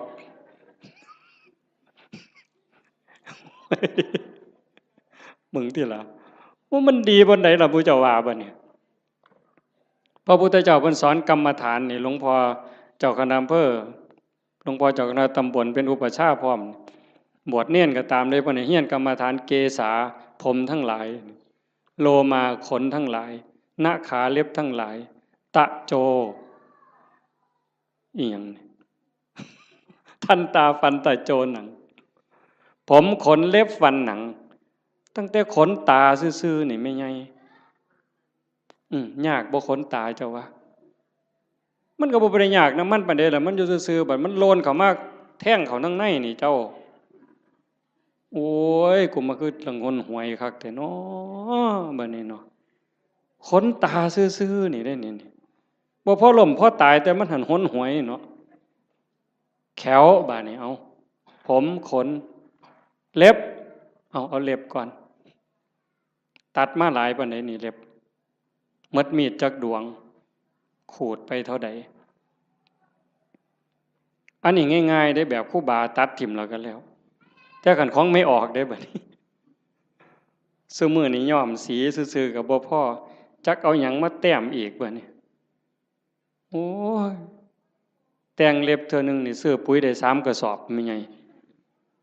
บ้าบ่เจ้าว่าหั่น จักเล็บมือเล็บตีนเนี่ยอันนี้กรรมฐานเนี่ยพระพุทธเจ้าให้เฮียนเนี่ยเล็บตีนผู้บางคนก็ตัดเองบ่ได้ไปให้เขาตัดให้อันไข้อยู่ค่ะมันบ่เจ็บบ่ปวดสมัยนี้บ่มีผู้ใดเป็นเล็บตีนสักปานใดติเนาะจักสิว่าปวดจักสิว่าคันจักสิว่าเจ็บเหม็นก็เหม็นเว้ยแต่ว่ากิ้มแล้วเพิ่นบ่ถิ่มเด้อล่ะเป็นอยู่บ่ทั้ง101นี่กิ้มเล็บตีนเน่ามาดมนึงโอ้ยข่อยว่าพ่อไปถิ่มหมดซุคนนั่นล่ะเว้ยบ้าใหญ่อยู่เด้นี่คันว่าว่าเจ้าของดีหมดได้ไผก็ได้บัดเบิ่งจังซี่ล่ะมันบ้าคือดีเจ้าทบทวนเจ้าของให้มันคักๆโลดแขวบัดนี้เบิ่งเด็กน้อยซุมื้อมันเอาหยังสัดแขวมันน่ะจักสีหยังตัวสีหยังแปลงแล้วก็บ่พอต้องมีแนวมาม่วนปากอีกเขาก็หนูทางมาโฆษณาล่อเฮาเด้เห็นแนวม่วนปากกันเนี่ยถ้ามาบ่หารใส่เว้ยโยมบ่มาถวายยามใดอาตมาก็มีแต่ขี้เดียดเว้ยจักคิดแนวใดอาตมาบ่เข้าใจเจ้าของคือกันล่อให้ผู้อื่นเสยเอาไปแนวว่าซั่นปานเฮาสิโสกปรกปานนั้นเนาะสีเขียวแล้วก็สิแล้วตัวเว้ยม่วนปากแล้วก็สิแล้วตัวยังสิมาม่วนปากอีหยังลิตเตอรีนอีกทุกซอกทุกมุมอยู่กูบ่ใส่น้ำสูกูบ่ปวงปานนั้นหรอกเว้ยบัดมันแขวปวดขึ้นมาเด้บัดปวดมาเจ็บมาบัดได้ยิ้มใส่กันตอนเป็นบ่าวเป็นสาวเพิ่นก็ว่าเพิ่นคักทุนละมีความสุขอยู่ยิ้มใส่กันนั่นแต่ว่ามันปวดขึ้นมานี่แล้วแม่ใหญ่บัดนี้ไว้โยมสมมุติว่าอาตมามีมนต์พิเศษคาถาดีๆนี่เสกให้โยมรวยผู้ละ100 ล้านหมดซุคนนี่เอาบ่ยายเพียงเท่าเดียวนี่เงินในบัญชีตุ๊บผู้ละ100 ล้านซุคนเอาบ่ยายไผเอาแน่ยกมือแต่ว่ามีข้อแม่เจ้าต้องปวดแขวตลอดชาติเอาบ่ยายเอาเสียเงิน100 ล้านไปปัวปวดแขวบ่ให้เศร้าเด้คาถานี่ต้นตายเด้บ่เอาเห็นบ่หนังล่ะบัดนี้นี่คือกรรมฐานที่พระพุทธเจ้าเพิ่นให้เฮียนได้อุปชาทุกองค์บวชเน้นบวชพระต้องให้เฮียนปัญจกะกรรมฐานหนังออนซ่อนหนังกันนี้ได้คนเนาะไม่ออกคันผู้ใดบุญหลายเพิ่นรักษาศีลไว้ดีให้ท่านรักษาศีลมีเมตตาเกิดมาชาติหลังนั้นเพิ่นสิเป็นคนมีผิวขาวผิวงามผิวเนียนดำก็ดำงามมันเนาะขาวก็ขาวงามผิวเกลี้ยงใสบ่มีฝ้าบ่มีสิวบ่มีกระหนังเต่งตึงเป่งปังว่าซั่นเนาะอันนั้นย้อนบุญเด้อันผู้บางคนบัดนี้ขาวก็ขาวอยู่ดำก็ดำอยู่แต่ว่าเป็นด่างๆจังซี่ก็มีย้อนบาปเด้นั่นย้อนบาปบ่มีศีลแน่ขี้โกรธขี้เคียดแน่อาฆาตจองเวรแน่สารพัดนั่นล่ะบาปบ่น้ำบาปมันนี่ก็มาหลงกันอยู่บนนี้จริงๆนั่นมันก็มีแค่หนังบางๆเพิ่นว่าหนังของเราผู้หนึ่งหนังกำพร้าที่บอกว่าสวยผิวเนียนขาวอมชมพูเนี่ยกับผิวดำผิวด่างขี้กากขี้เกลื่อนทั้งหมดเนี่ยแต่ละคนนี่ลอกออกมาปั้นเขากลมๆนี่ทอกับบักท่านหน่วยเดียวซ้ำนี่นี่ห่อไว้ซ้ำนี่ล่ะมองเฮาหลงกันว่างามบ่งามก็ซ้ำนี่ล่ะแต่คันขูดหนังกำพร้านั่นออกมาปึ๊บมันสิคือกันหมดพอแต่ไต่หนังกำพร้าลงไปปั๊บก็สิมีน้ำเลือดน้ำเหลืองน้ำหนองแดงใจว้ายอยู่จังซั่น ตับไตใส่พุ่งก็ยากน้ำมันเมิดอันนี้เว้าถึงมีอันไหนยากน้ำอันนั้นเด้ท่านฝ่าหลวงประเด็นเด้มีผมก็ยากน้ำผมมีขนก็ยากน้ำขนมีตาก็ยากน้ำตามีหูก็ยากน้ำหูแขวก็ยากน้ำแขวแปลงฟันตั้งแต่เกิดมาจนหอดมื้อนี้เป็นตาอิ่มเป็นตาเบื่อบ่เจ้าว่าอาบน้ำล้างหนังนี่ก็ตั้งแต่ไตมาล่ะก็ยังบ่ทันแล้วอยู่เด้จนเขาเอาน้ำร้อนล้างเทื่อสุดท้ายมันยังจบบ่ได้ล้างเองดอกตอนนั้น ก็ล้างให้จังสิเศร้ามีตับก็ยากน้ำตับยากบ่อันเฮาบ่ทันว่าเป็นโรคตับนี่เฮาบ่งึดน้ำมันปานใดเด้แต่คันเขาว่าเป็นโรคปั๊บยากล่ะมีไตยากน้ำไตมีปอดยากน้ำปอดมีอันใดยากน้ำอันนั้นสุดท้ายก็ย้อนมีชีวิตก็จังได้ยากพระพุทธศาสนาเพิ่นสอนบ่ให้เกิดคันบ่เกิดเสียอย่างเดียวจบปัญหาที่เขาต้องมาถูกข์มายากมาลำบากลำบนมาเกิดมาแก่มาเจ็บมาตายนี่ย้อนมันมีเกิดเฮ็ดจังไดจังสิบ่ได้เกิดเฮ็ดตามคำสอนพระพุทธเจ้าก็เริ่มต้นจากการละบาปซะก่อนละบาปบ่ทำบาปด้วยกายวาจาใจแล้วก็ทำบุญกุศลให้หลายๆทำบุญด้วยกายด้วยวาจาด้วยใจให้ทานรักษาศีลเจริญภาวนาฟังเทศน์ฟังธรรมอ่อนน้อมถ่อมตนเพื่อเฮ็ดอยู่จังสิเพียรประพฤติปฏิบัติขัดเกลาเจ้าของเฮ็ดบุญกุศลให้ได้หลายแล้วก็ฝึกชำระจิตชำระใจให้มันสะอาดบริสุทธิ์เฮ็ดหยังลงไปแล้วให้มันผ่านไปได้บ่คันบ่ภาวนานี่จบเลยบัดนี้ตรงนี้ใส่เวลาอีกจักนิดนึงสะจิตตะปริโยทปนังชำระจิตให้ขาวรอบจากการละบาปมาบำเพ็ญบุญกุศลให้หลายๆเป็นเครื่องรอเลี้ยงเป็นเครื่องจูงจิตจูงใจยกจิตยกใจแล้วมาว่างฝึกปล่อยฝึกว่างโดยเฉพาะเจริญพระกรรมฐานหัดให้กายกับใจทำงานอันเดียวกันเมื่อกายกับใจทำหน้าที่อันเดียวกันอยู่ในอารมณ์ปัจจุบันหรือปัจจุบันธรรมเนี่ยจิตเราจะวางจากอารมณ์ข้างนอกธรรมะเป็นอากาลิโกปฏิบัติได้ให้ผลได้ไม่จำกัดการนี่คือความพิเศษพุทธศาสนาไม่มีเสื่อมไม่เคยเสื่อมแล้วก็จะไม่เสื่อมให้ผลตลอดเวลาอากาลิโกปฏิบัติได้ให้ผลได้ไม่จำกัดการสันทิฏฐิโกเป็นสิ่งที่ผู้ศึกษาและปฏิบัติจะพึงเห็นได้ด้วยตนเองผู้ศึกษาและปฏิบัติจะพึงเห็นได้ด้วยตนเองสันทิฏฐิโกเป็นสิ่งที่ผู้ศึกษาปฏิบัติพึงเห็นได้ด้วยตนเองอากาลิโกปฏิบัติได้ให้ผลได้ไม่จำกัดการเอหิปัสสิโกเป็นสิ่งที่เรียกให้มาดูถ้าพิสูจน์เรียกมาดูโยมก็ลองทำตอนนี้เมื่อเราหายใจเข้ายาวสบายสบายลองดูนะหรือจะยุบหนอพองหนอพุทโธสัมมาอรหังอะไรก็ตามคือกันเหมิดอย่าไปเถียงกันเด้อีหยังผิดอีหยังถูกอันนั้นท่านเว้าฮอดผิดฮอดถูกดอกเบื้องต้นเนี่ยมันจะคือกันหมดคือกันแต่มันสิส่งไปฮอดไสมันมีสันมีเหย้ากลัวกันอยู่ไปได้กลัวกันอยู่แต่ว่าเบื้องต้นเนี่ยมันจะคือกันหมดเพียงแค่เป็นอุบายเฮ็ดให้จิตสงบให้ใจสงบมันสิคือกันพุทโธก็ตามยุบหนอพองหนอก็ตามสัมมาอรหังก็ตามหรือบ่ว่าหยังก็ตามเบิ่งแต่ลมหายใจซื่อๆอาตมาบ่ว่าหยังดอกมันขี้คร้าน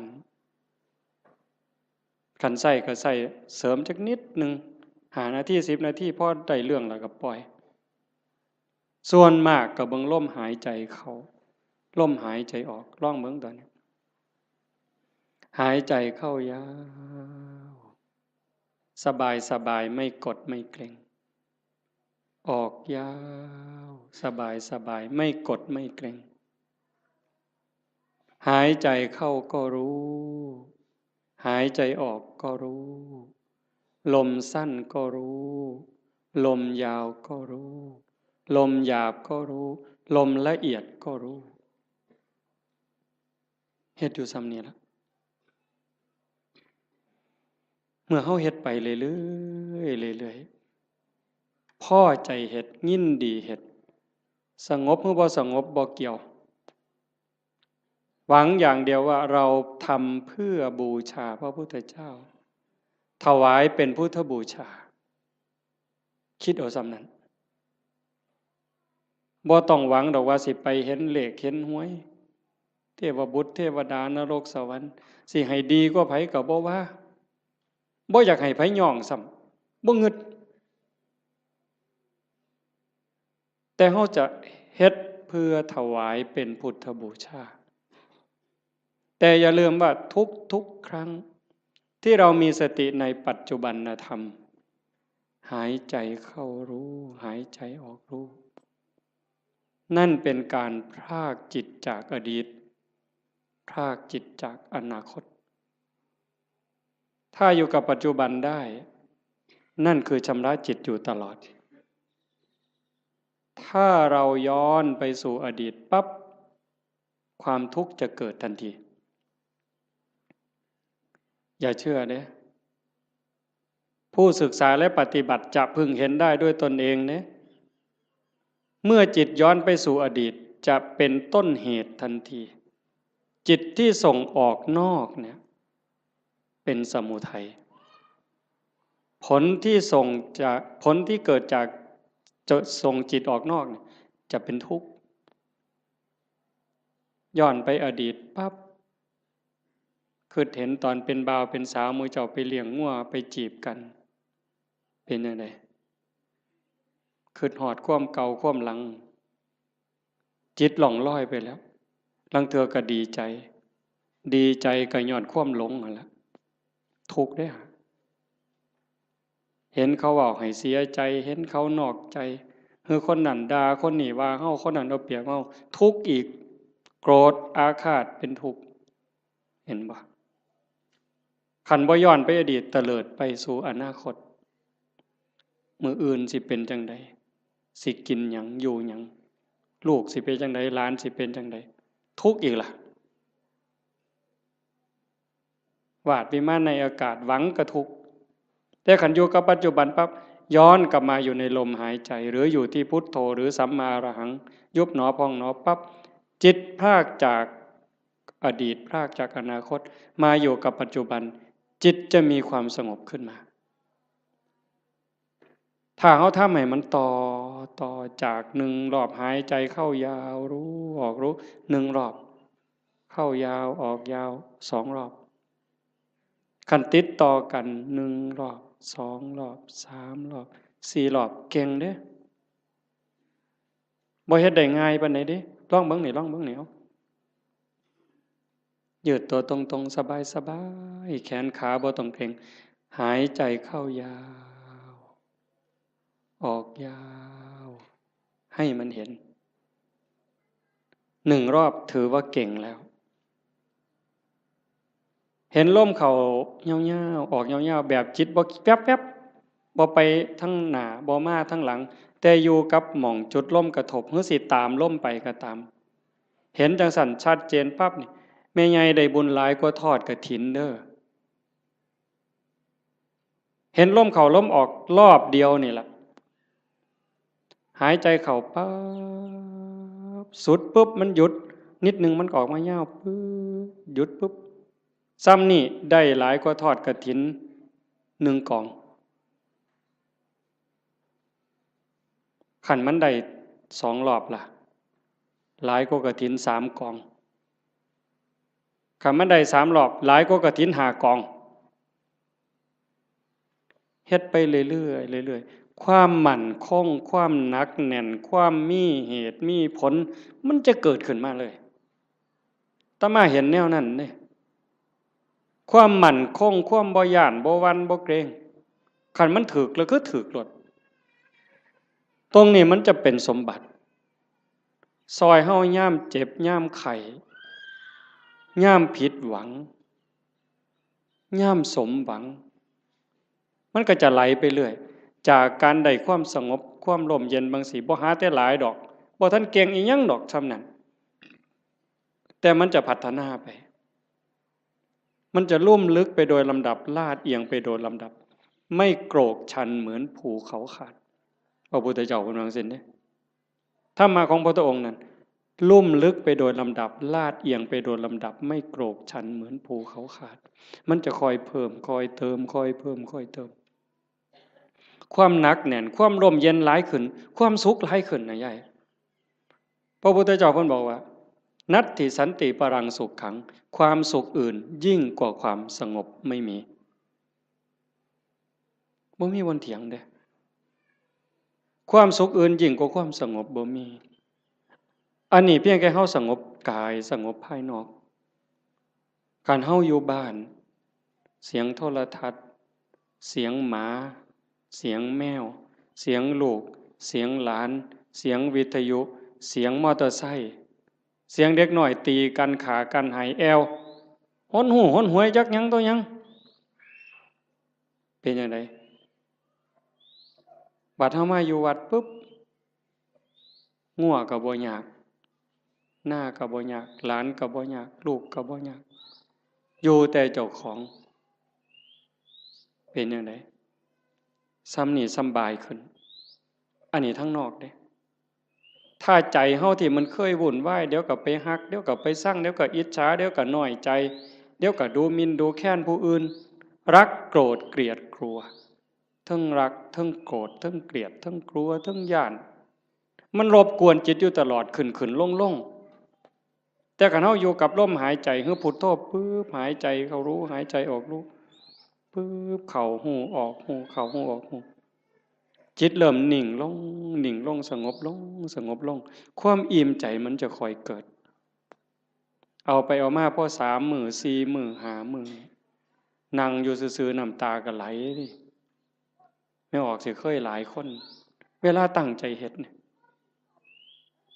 ตั้งแต่คิดฮอดแม่คิดฮอดพ่อคิดฮอดผู้มีคุณคันเพิ่นยังอยู่ก็อยากให้เพิ่นได้เฮ็ดคิดฮอดเพิ่นอยู่ไสน้อมันเฮ็ดแทนบ่ได้เงินแสนเงินล้านก็ซื้อบ่ได้คันเพิ่นตายแฮงแต่คิดฮอดหลายเบิดเพิ่นเว้ากันบ่ฮู้เรื่องจักอยู่ไสชีวิตเฮาก็ได้มาจากเพิ่นเนาะได้อยู่ได้กินก็ย้อนเพิ่นได้เป็นโขเป็นคนมาฮอดมื้อนี้ก็ย้อนเพิ่น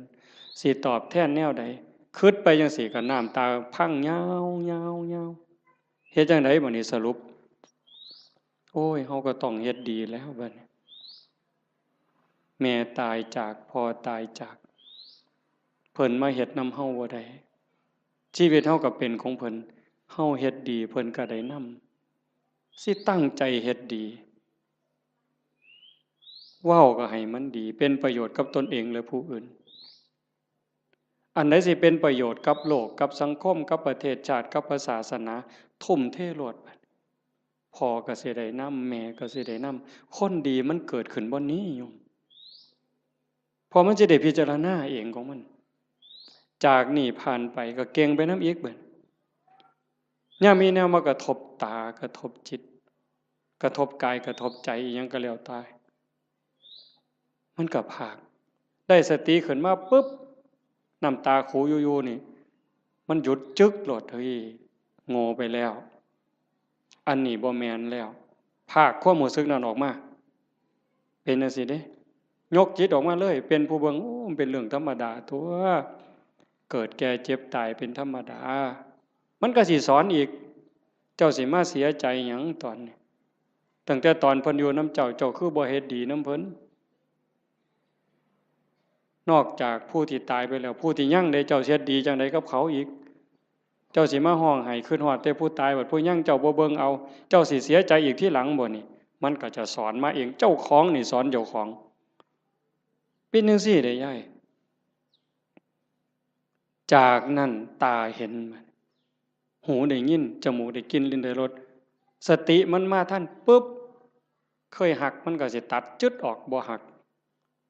เคยเป็นตาสร้างมันสิตัดจึกบ่สร้างนำบ่หักนำบ่สร้างนำบ่ยินดีนำบ่ยินหายนำมันจะอยู่กับมันอย่างเดียวฮอดกินข้าวกินน้ำแซ่บมันก็บ่แซ่บบ่แซ่บมันก็บ่แม่นบ่แซ่บมันหูซื่อๆแล้วก็แล้วด่ากับย่องซ้ำกันบัดเจ้าสิสรรเสริญเจ้าสินินทาสิดูถูกข่อยก็ซ้ำเก่ามันเข้าใจอะนี่คือการยกจิตเด้อโยมบ่แม่นเฮาสิมาเอาบุญซื่อๆเด้ครูบาคือกันเด้บวชเอาบุญน่ะมันเป็นเรื่องเด็กน้อยนี่ไงเว้าหมู่เจ้านำนะซะบัดนี้อันพากันมาวัดมาว่ามาฟังเทศน์ฟังธรรมขี่รถไปฟังเทศน์บ้านนั้นบ้านนี้ไปเพี้ยนบ้านนั้นบ้านนี้ไปทำวัดเช้าวัดเย็นน้ำวัดน้ำครูบาอาจารย์ไปเอาบุญน่ะเด็กน้อยเศร้าเล่นเฮือนน้อยได้บ่เดี๋ยวนี้ฮะเรื่องเอาบุญนั้นเป็นเรื่องเด็กน้อยซะแล้วแต่ก็จำเป็นเด้เด็กน้อยมันต้องเอาขนมอ้อยเด้เอาไข่เค็มอ้อยเด้เอาบักขามอ้อยก็เอาเด้แต่ว่าเฮาก็ต้องใหญ่ขึ้นมานำจากการไปวัดไปว่าเพื่อเอาบุญให้เป็นการศึกษาเรียนรู้ธรรมพัฒนาเจ้าของยกระดับจิตเจ้าของกายนี่ยกบ่ได้แล้วล่ะนี่แต่สิสุดไปสุดไปสุดไปจักมือก็สิดับถิ่มไปล่ะใจนี่ตัวมันบ่ตายนี่ยกใจให้มันสูงก่อนตายนี่แหมแบบว่าเขาด่าบ่เครียดนี่เฮ็ดง่ายบ่ยายเขารักของบ่เสียดายนี่เฮ็ดง่ายบ่ยากเด้คันเฮาบ่ฝึกมื้อนี้สิไปฝึกมื้อใดบัดจังว่ามาวัดมาว่ามาปฏิบัติคือการมาฝึกเจ้าของยกใจเจ้าของอย่าให้มันไปยินดียินหายอย่ายินดีในเวลากระทบกับอารมณ์ที่น่ายินดีอย่ายินร้ายในอารมณ์ที่น่ายินร้ายมันเฮ็ดบ่ทันใดมื้อนี้ก็เพียรมันฝึกมันฝนมันประพฤติปฏิบัติเฮ็ดเอาคันเฮาเข้าใจแล้วมันจะหูทางเฮ็ดอยู่เด้มื้อเช้าอาตมาบอกโยมวัดโน่นกุลมว่าจากมื้อนี้ไปนี่ให้หาข้อบกพร่องเจ้าของทุกคนหาจุดอ่อนเจ้าของคิดพอปั๊บเขียนใส่กระดาษหน่อยไว้รถนี่เฮามีจุดอ่อนบ่นี้ขี้น้อยใจขี้โกรธหรือมักย่องเจ้าของว่าเจ้าของดีกว่าเขาหลายเห็นให้มันเห็นด้วยใจเข้าใจเจ้าของเบิ่งเจ้าของให้มันคักเห็นจุดอ่อนแล้วก็แก้นั่นล่ะย่อสิดีขึ้นดีขึ้นดีขึ้นดีขึ้นให้หักผู้อื่นสงสารผู้อื่นเห็นใจผู้อื่นให้หลายขึ้นโอ้มันได้ขอคิดหลายอยู่เด้เบิ่งหนังพระพุทธเจ้าโยมเพิ่นเอาไปให้เบิ่งอาตมาก็ได้เบิ่งข้าวนึงเพิ่นคือดีแท้หม้องนี้หม้องประเสริฐหลายสิว่าเครียดให้คนนี่ตั้งแต่เกิดมาเราสิบ่มีจักเม็ดเลยนั่นคือน้ำใจที่เพิ่นฝึกฝนมา20อสงไขยกำไรแสนมหากัปจนลงตัวชาติสุดท้ายนี่ไผสิเฮ็ดหยังก็บ่มีเครียดบ่มีขมบ่มีโกรธบ่มีบ่พอใจบ่มีหงุดหงิดมีแต่เมตตามีแต่เห็นใจโยมก็มีคือกันสภาพจิตนี่แต่มันบ่ทันใหญ่มันบ่ทันเจริญฝึกมันเลี้ยงใจตัวนี้มันใหญ่ขึ้นคันเฮาอยากเป็นคือเพิ่นเด้คันเฮาอยากเป็นคือพระพุทธเจ้า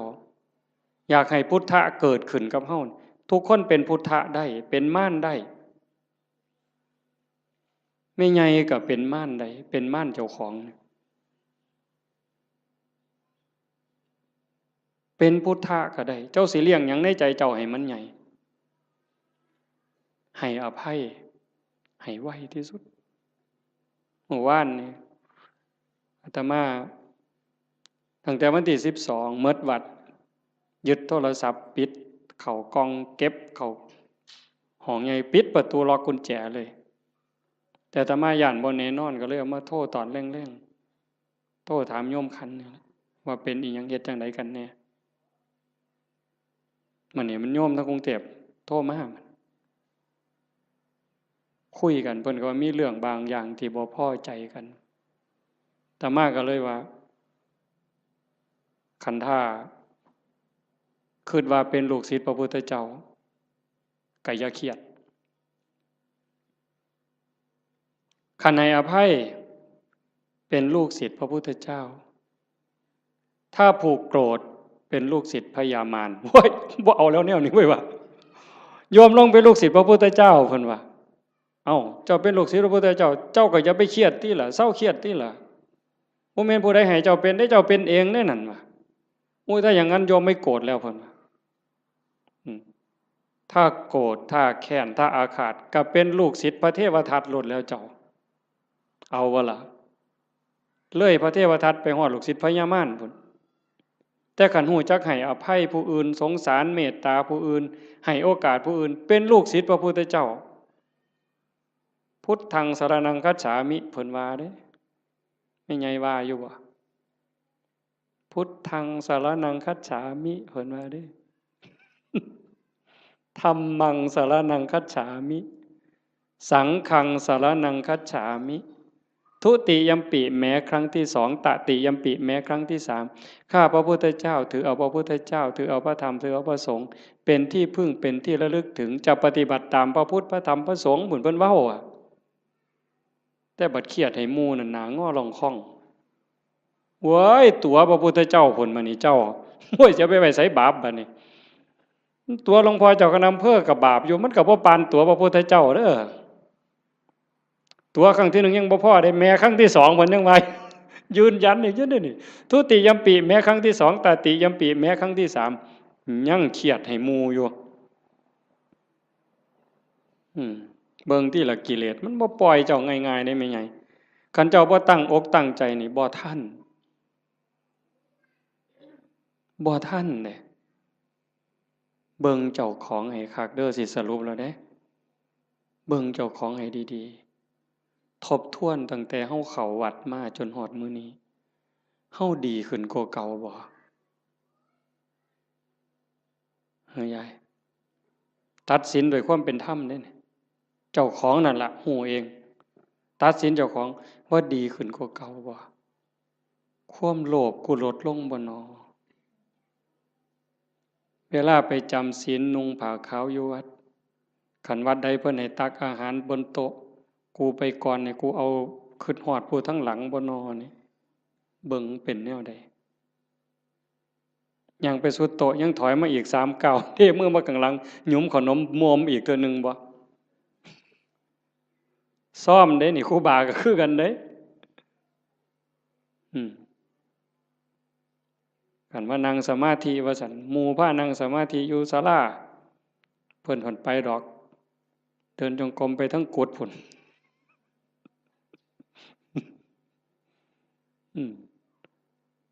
ยามปฏิบัติธรรมงานปริวาสคือกันยามหมู่เดินจงกรมเป็นแถวเพิ่นก็ไปดอกทำท่าไปห้องน้ำฉลาดแต่ได้กิเลสผู้ใดสอนมันเจ้าวะ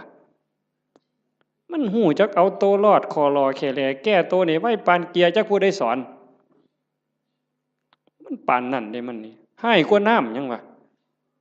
ทิ่มกับตาลงน้ำจักมันเข้าตาใดตัวตาใดแล้วหมู่เจ้านี่คือกันคันลองเฮ็ดหยังผิดหมู่เหลียวเบิ่งนี่เพิ่นแก้โตปั๊บโลกดอก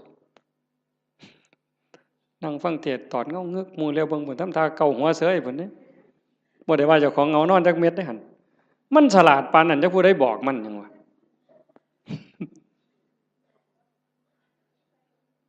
เดินจงกรมงอกไปทั้งกดเพิ่นปั๊บหมุนปึ๊บทำท่านั่งในพี่ดอกไว้บ่ไปนั่งน้ำหมู่ดอกหลายเพิ่นว่าเท่านั้นก็โกนเพิ่นว่า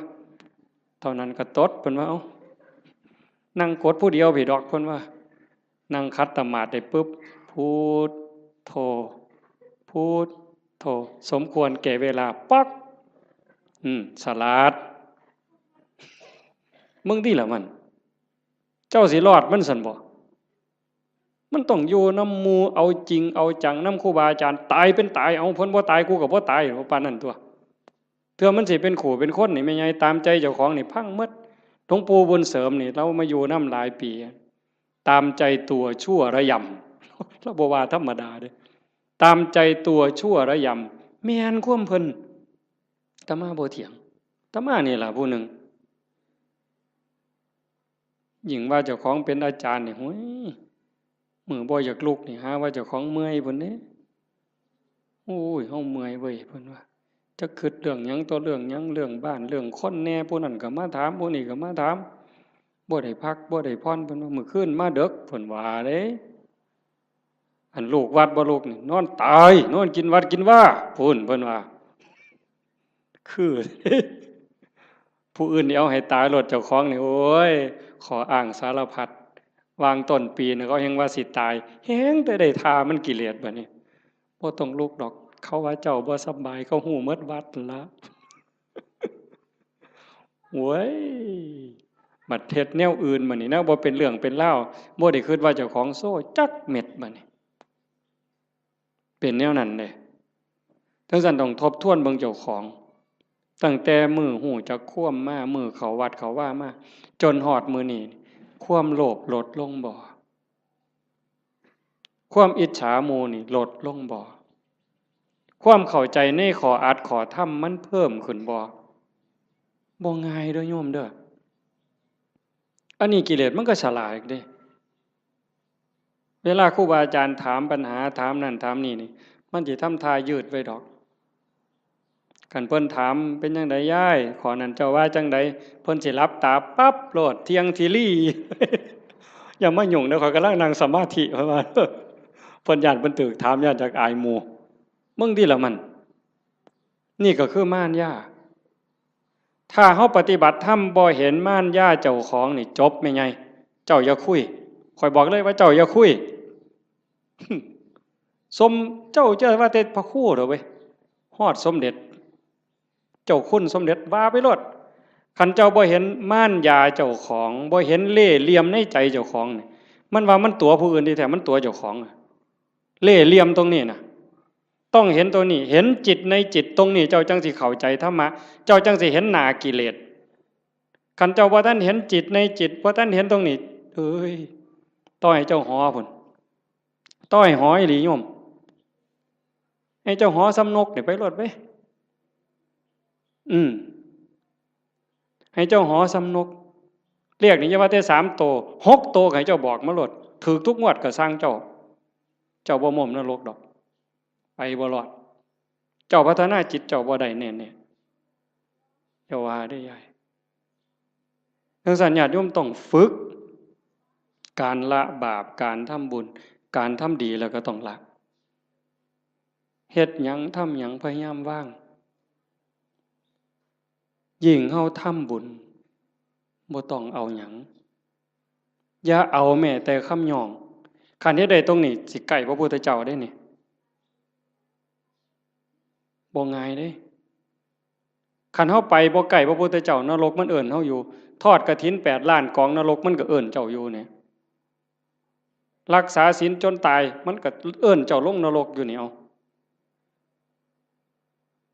นั่งสมาธิจนหอได้จนหายโตมันก็เอิ้นเจ้าลงนรกได้คือเก่า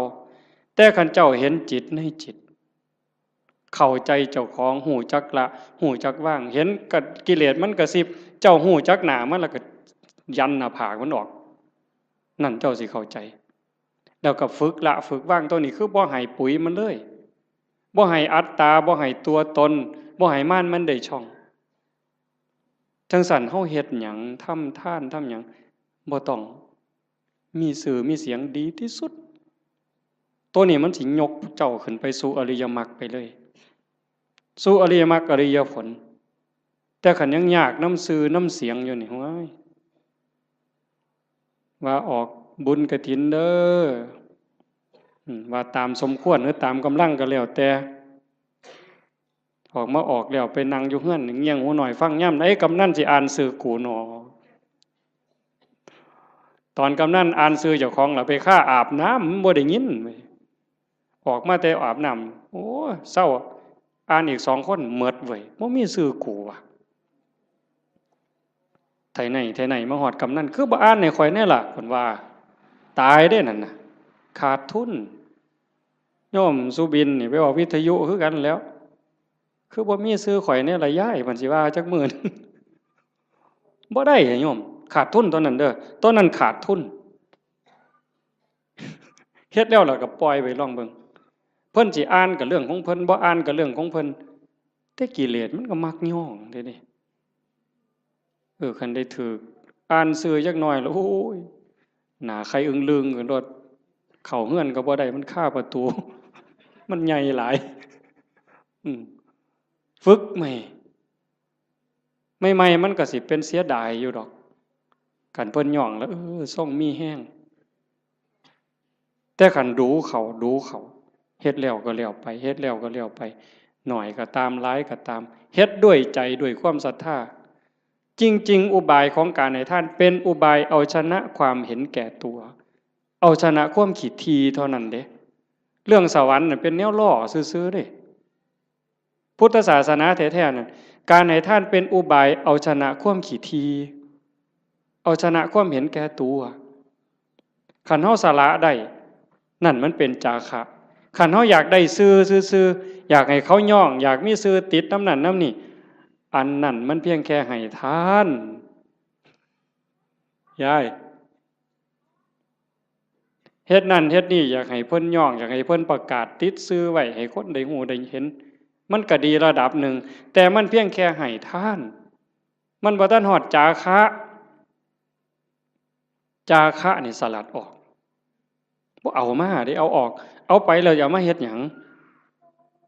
บ่เอาแม้กระทั่งคำย่องคำย่อนั่นมันสิได้เป่า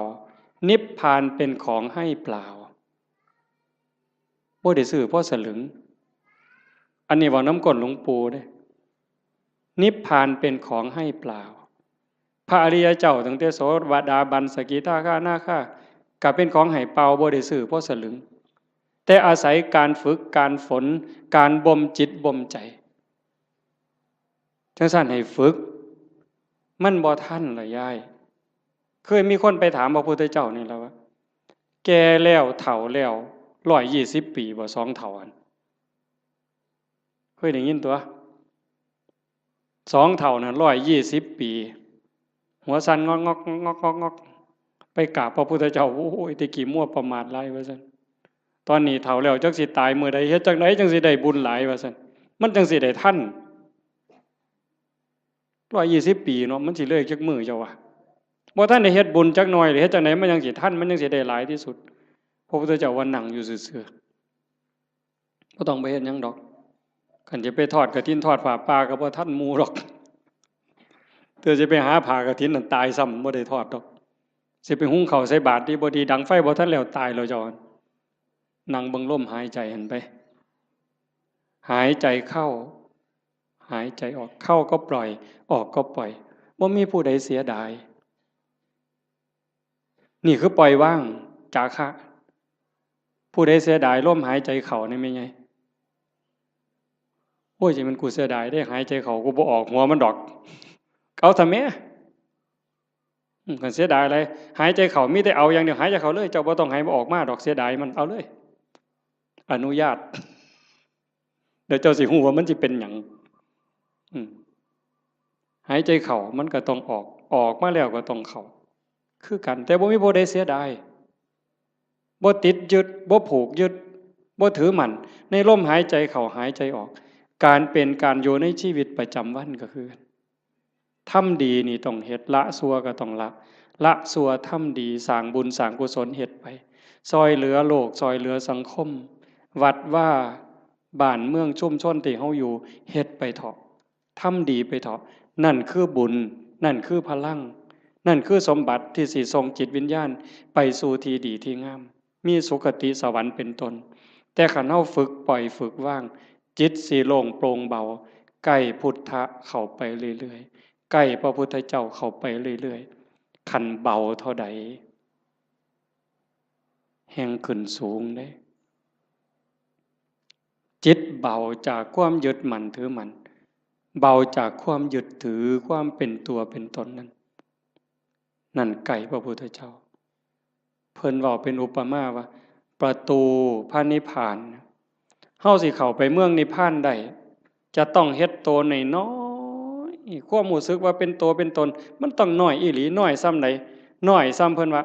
ผมเส้นหนึ่งนี่ผมเฮานี่เส้นหนึ่งนี่พาออกเป็น8ซีกกลับมื้อนี้ไม่ออกก็ลองไปพาเบิ่งเด้อพาผมเฮาเส้นหนึ่งให้มันได้8ซีกพาทั้งยาวนี่ให้มันได้8ซีกผม1ใน8นะ8ใน1นั่นเส้นเดียวพาเป็น8ซีกเอามาซีกนึงจังแง่เข้าไปในหูประตูพระนิพพานได้ความรู้สึกเป็นโตเป็นตนเป็นกูนี่นะบอกภาษาเฮากูเป็นยามึงตัวกูเป็นแม่มึงตัวกูเป็นแม่เฒ่ามึงตัวให้มันเหลือน้อยซ้ำกับผมเส้นหนึ่งพาเป็น8ซีกจังสิเข้าประตูพระนิพพานไปหาพระพุทธเจ้าได้จังซั่นการทำลายความเห็นแก่ตัวแบบเอาของคนอื่นอันนั้นย้อนโลภย้อนโกรธพานแต่เห็นย้อนคุณงามความดีอยากได้ชื่ออยากได้เสียงต้องถูกย่องต้องถูกย่อต้องถูกประกาศต้องถูกสรรเสริญจังแม่นอันนั้นก็ได้ไปแค่สวรรค์ได้แค่ทานแต่บ่ทันฮอดจาคะคันสลัดออกบ่ต้องมีก็ได้ชื่อบ่ต้องย่องก็ได้แต่ว่าข่อยสำบายใจข่อยได้บูชาพระพุทธเจ้าข่อยก็มีความสุขข่อยก็ได้เป็นสมบัติยิ่งให้ออกไปเท่าใดก็คือกับทมน้ำลายเพิ่นเปรียบจังซี่คือกับทมน้ำลายบ่เสียดายพระเจ้ามหากัปปินะพระเจ้ามหากัปปินะเป็นพระเจ้าแผ่นดินจ้างคนเด้ทุกมื้อจ้างทหารนี่ออกประตูเมือง4ทิศตะเว้นออกตะเว้นตกเหนือใต้เพื่อไปสืบข่าวพระพุทธพระธรรมพระสงฆ์เป็นเวลา40กว่าปีแต่อาตมาจำบ่ผิด40กว่าปีบ่ได้ยินข่าวนี่แต่ก็เสียมื้อละหมื่นเนี่ยจ้างคนบัดมื้อนึงเพิ่นไปประพาสป่าไปชมสวนนี่ล่ะคันแม่นหมอลำก็ได้พระเจ้าแผ่นดินไปชมสวนดอกไม้เห็นพ่อค้ากลุ่มหนึ่งมานั่งพักอยู่ท่าทางคือเมื่อยเพิ่นก็เลยไปถามหมู่เจ้ามาแต่ไสมาจากไสมาจากสาวัตถีคือราชคฤห์นี่แหละมีข่าวดีหยังมาบอกบ่มีหยังดอกเพิ่นว่าฮู้แต่ว่าตอนนี้พระพุทธเจ้าเกิดขึ้นแล้วสลบเลยฟื้นขึ้นมาไหมมีหยังอีกเนี่ยพระธรรมสลบฟื้นขึ้นมาอีกนอกจากพระพุทธพระธรรมแล้วมีหยังอีกพระสงฆ์สลบเฮ็ดจังไดบัดนี้ให้เลขานั่นเขียนหนังสือทันทีเฮาสิสละบวชขอให้พระนางอโนชาพระราชินีนี่ครองราชสมบัติจากเฮาต่อไปเลยเฮาจะบวชแล้วบ่กลับอีกแล้วก็มอบรางวัลให้กับพ่อค้ากลุ่มนี้300,000 300,000กหาปณะข้าบอกว่าพระพุทธเจ้าเกิดขึ้น 100,000 พระธรรม 100,000 พระสงฆ์ 100,000ให้เอาไปเลยแล้วครองราชเลยจากนั้นก็ไปเลยออกบวชพวกพ่อค้านี่มันก็ดีที่บัดนี้เนาะบ่ได้เฮ็ดหยังภาษาเอามาเว้าซื่อๆซ้ำนี่เว้ยได้300,000ถือศาลนี่ไปแจ้งกับพระนางอโนชาเขาก็ว่าเป็นบ้าเป็นหยังจังสิได้หลายปานนั้นเว้าให้ฟังเบิ่งเขาบอกเพิ่นพระเจ้าแผ่นดินไปบวชแล้วเพิ่นได้ยินจังซี่เพิ่นก็เลยสร้างมาแนวนี้พระพุทธเจ้าพระธรรมพระสงฆ์พระนางอโนชามีความรู้สึกว่าเป็นหยังคือให้น้อยแท้มันเป็นข่าวประเสริฐปานนี้พระนางอโนชาเพิ่มให้พระพุทธ300,000พระธรรม300,000พระสงฆ์300,000เป็นเท่าใด1,200,000มีไง1,200,000เนี่ยมาแจ้งข่าวพระพุทธพระธรรมพระสงฆ์ซื่อๆแล้วก็ถามว่าพระเจ้าแผ่นดินไปไสเพิ่นออกบวชแล้วไปหาพระพุทธเจ้าแล้วเพิ่นบอกให้พระราชินีนี่ครองราชนี่อ่านหนังสือให้ฟังพระนางอโนชามีความรู้สึกว่าเรื่องอีหยัง ราชสมบัติทั้งหมดนี่คือกับน้ำลายที่พระเจ้ามหากปินะทมถิ่มลงกลางดินเรื่องหยังเขาจะไปดูดเอาน้ำลายมากินใครแม่นเฮาเนี่ยมันบ่เป็นแนวนั้นเด้ถ้าบุญบ่พอนั่นคือบุญเปิ้นพร้อมบุญพ่อแล้วเข้าใจในเงื่อนไขของชีวิตเข้าใจเงื่อนไขของวัฏสงสารแล้วความจริงของโลกของธรรมแล้วพระนางอโนมามีความรู้สึกว่าราชสมบัติอำนาจทั้งหมดคือกับน้ำลายที่พระเจ้ากับพระเจ้ามหากปินะทมถิ่มแล้วเรื่องหยังเฮาสิไปดูดมากืนกินเฮาก็สิบวชคือกันออกบวชคือกันตอนเพิ่นไปเฝ้าพระพุทธเจ้าเพิ่นบอกอัศจรรย์อัศจรรย์ไปพ่อแม่น้ำพระเจ้าแผ่นดินไปก่อนไปพ่อแม่น้ำบ่มีแพบ่มีเหือเฮ็ดจังได๋อ้างคุณพระพุทธเจ้าด้วยสัจจะที่ไปเฝ้าพระพุทธเจ้าออกบวชด้วยศรัทธานี่ขอให้สายน้ำนี่อย่าสะเป็นคือน้ำให้น้ำเป็นคือหินขี่ม้าเหยียบน้ำไปคือเหยียบหินนี่แก๊บแก๊บแก๊บแก๊บแก๊บแก๊บบ่เปียกบ่หยังเลยสายที่สองคือกันสายที่สามคือกันสายผ่านแม่น้ำสามสายไปได้มาพันคนมาพันตัวคนพันคนพระนางอนุมาตามไปพวกผู้ชายไปก่อนได้ฟังธรรมก่อนบรรลุธรรมก่อนพระเจ้ามหากปินะพร้อมทั้งบริวารทหารนั่น1,000บรรลุธรรมพวกพระราชินีตามไปสาราราชสมบัติตามไปคือกันไปเจอน้ำกับคนฉลาดพระเจ้าแผ่นดินเพิ่นไปได้แนวใดบ่มีเรือบ่มีแพเพิ่นต้องอาศัยสัจจกิริยาจังซี่ตั้งใจตามไปได้คือกันสายที่สองก็ขามได้สายที่สามก็ขามได้พอไปฮอดพระพุทธเจ้าถามหาพวกพระเจ้าแผ่นดินนี่เห็นมาบ่พระพุทธเจ้าเพิ่นฮู้ว่าพระราชินีนี่มีศรัทธาบวชจริงแต่เมียทหารที่ตามมาอีก1,000 คนน่ะมันบ่ได้ศรัทธามาบวชเด้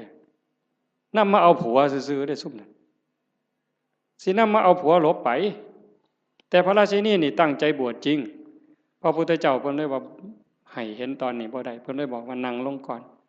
ฟังธรรมก่อนหลังจากฟังธรรมแล้วหมู่เจ้าก็จะเห็นสามีเองดอกให้ใจเย็น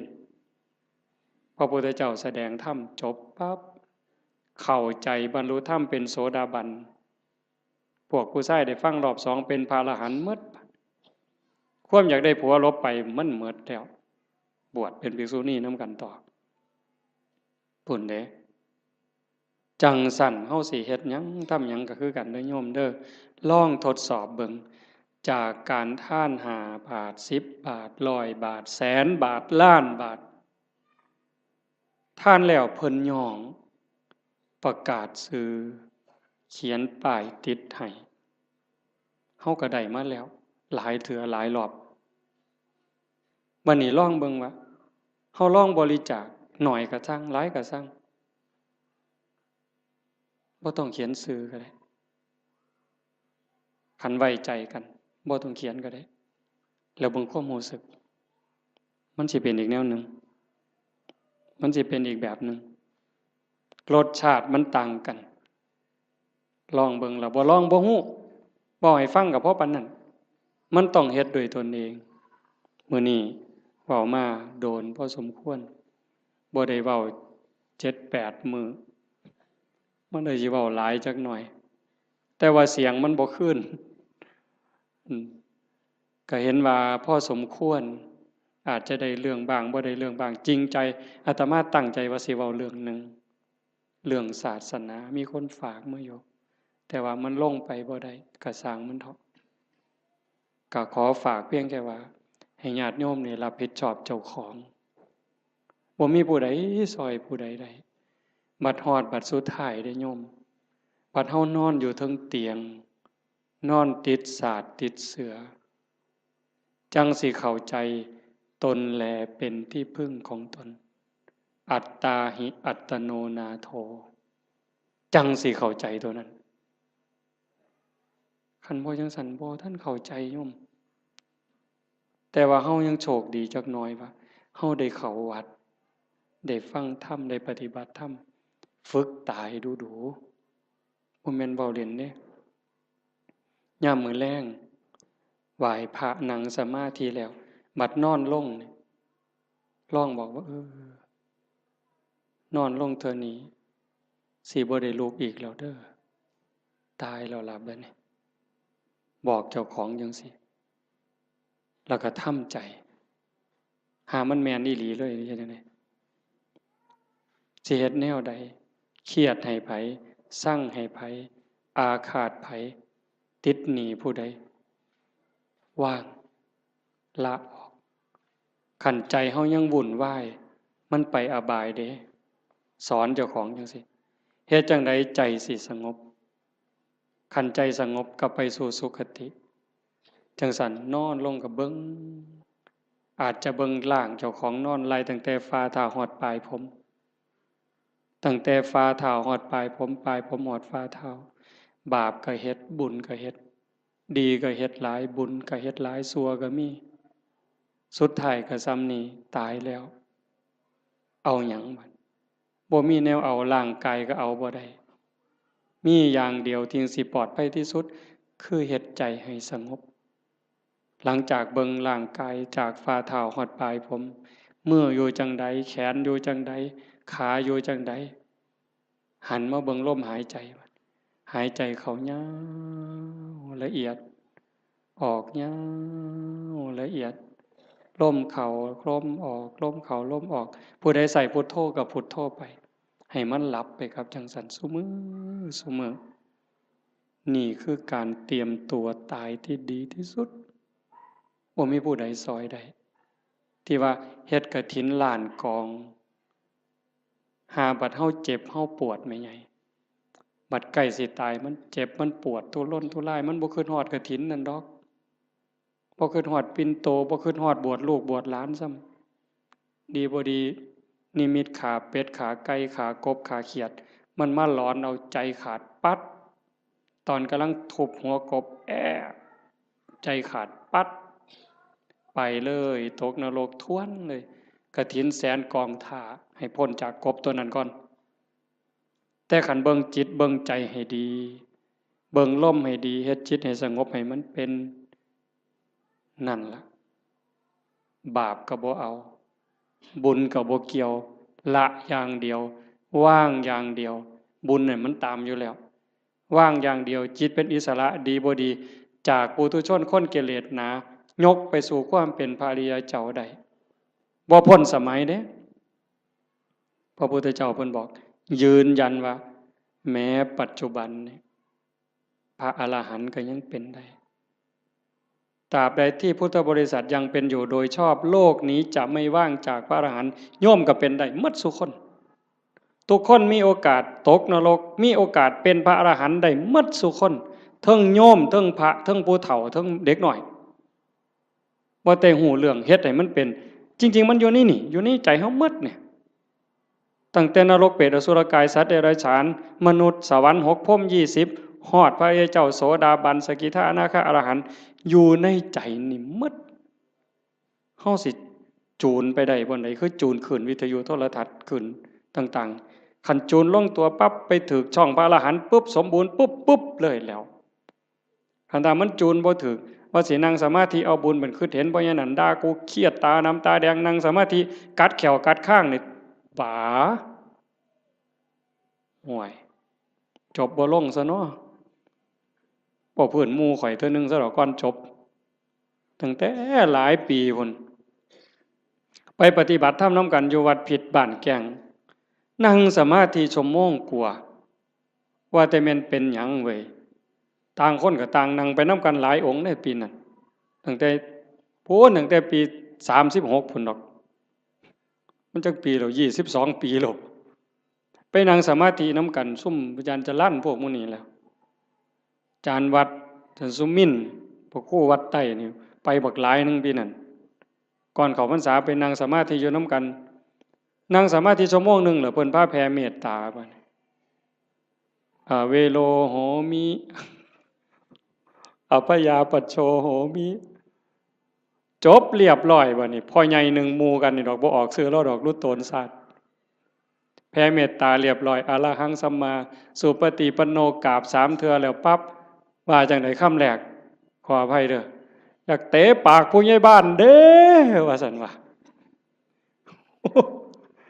เป็นยังล่ะว่าสันมันไล่ผมออกจากเจ้าอาวาสว่าสันว่าเพิ่นได้อุดมการณ์ใหม่ไปปลูกกกไม้ใส่สนามหมอลำเขาสันแล้วเดินวัดมองผู้ใหญ่บ้านผูกงัวติล่ะผู้ใหญ่บ้านเคยเอางัวมาเลี้ยงเพิ่นเอาก็ปลูกใส่สนามหญ้าเขาไล่หนีสันแล้วนั่งสมาธิชั่วโมงหนึ่งแล้วก็จะคิดแต่ผู้ใหญ่บ้านไล่ล่าสันตัวแผ่เมตตาจบเราอยากเตะปากผู้ใหญ่บ้านบ่เตะบนต่ำสำเนี้ยเห็นบ่ล่ะนั่งสมาธิชั่วโมงหนึ่งตกสามารถตกนรกเหมือนชั่วโมงนั่นน่ะง่ายบ่เจ้าว่านั่งโตเที่ยงทีรีสิว่าสมาธิดีสันบ่มัน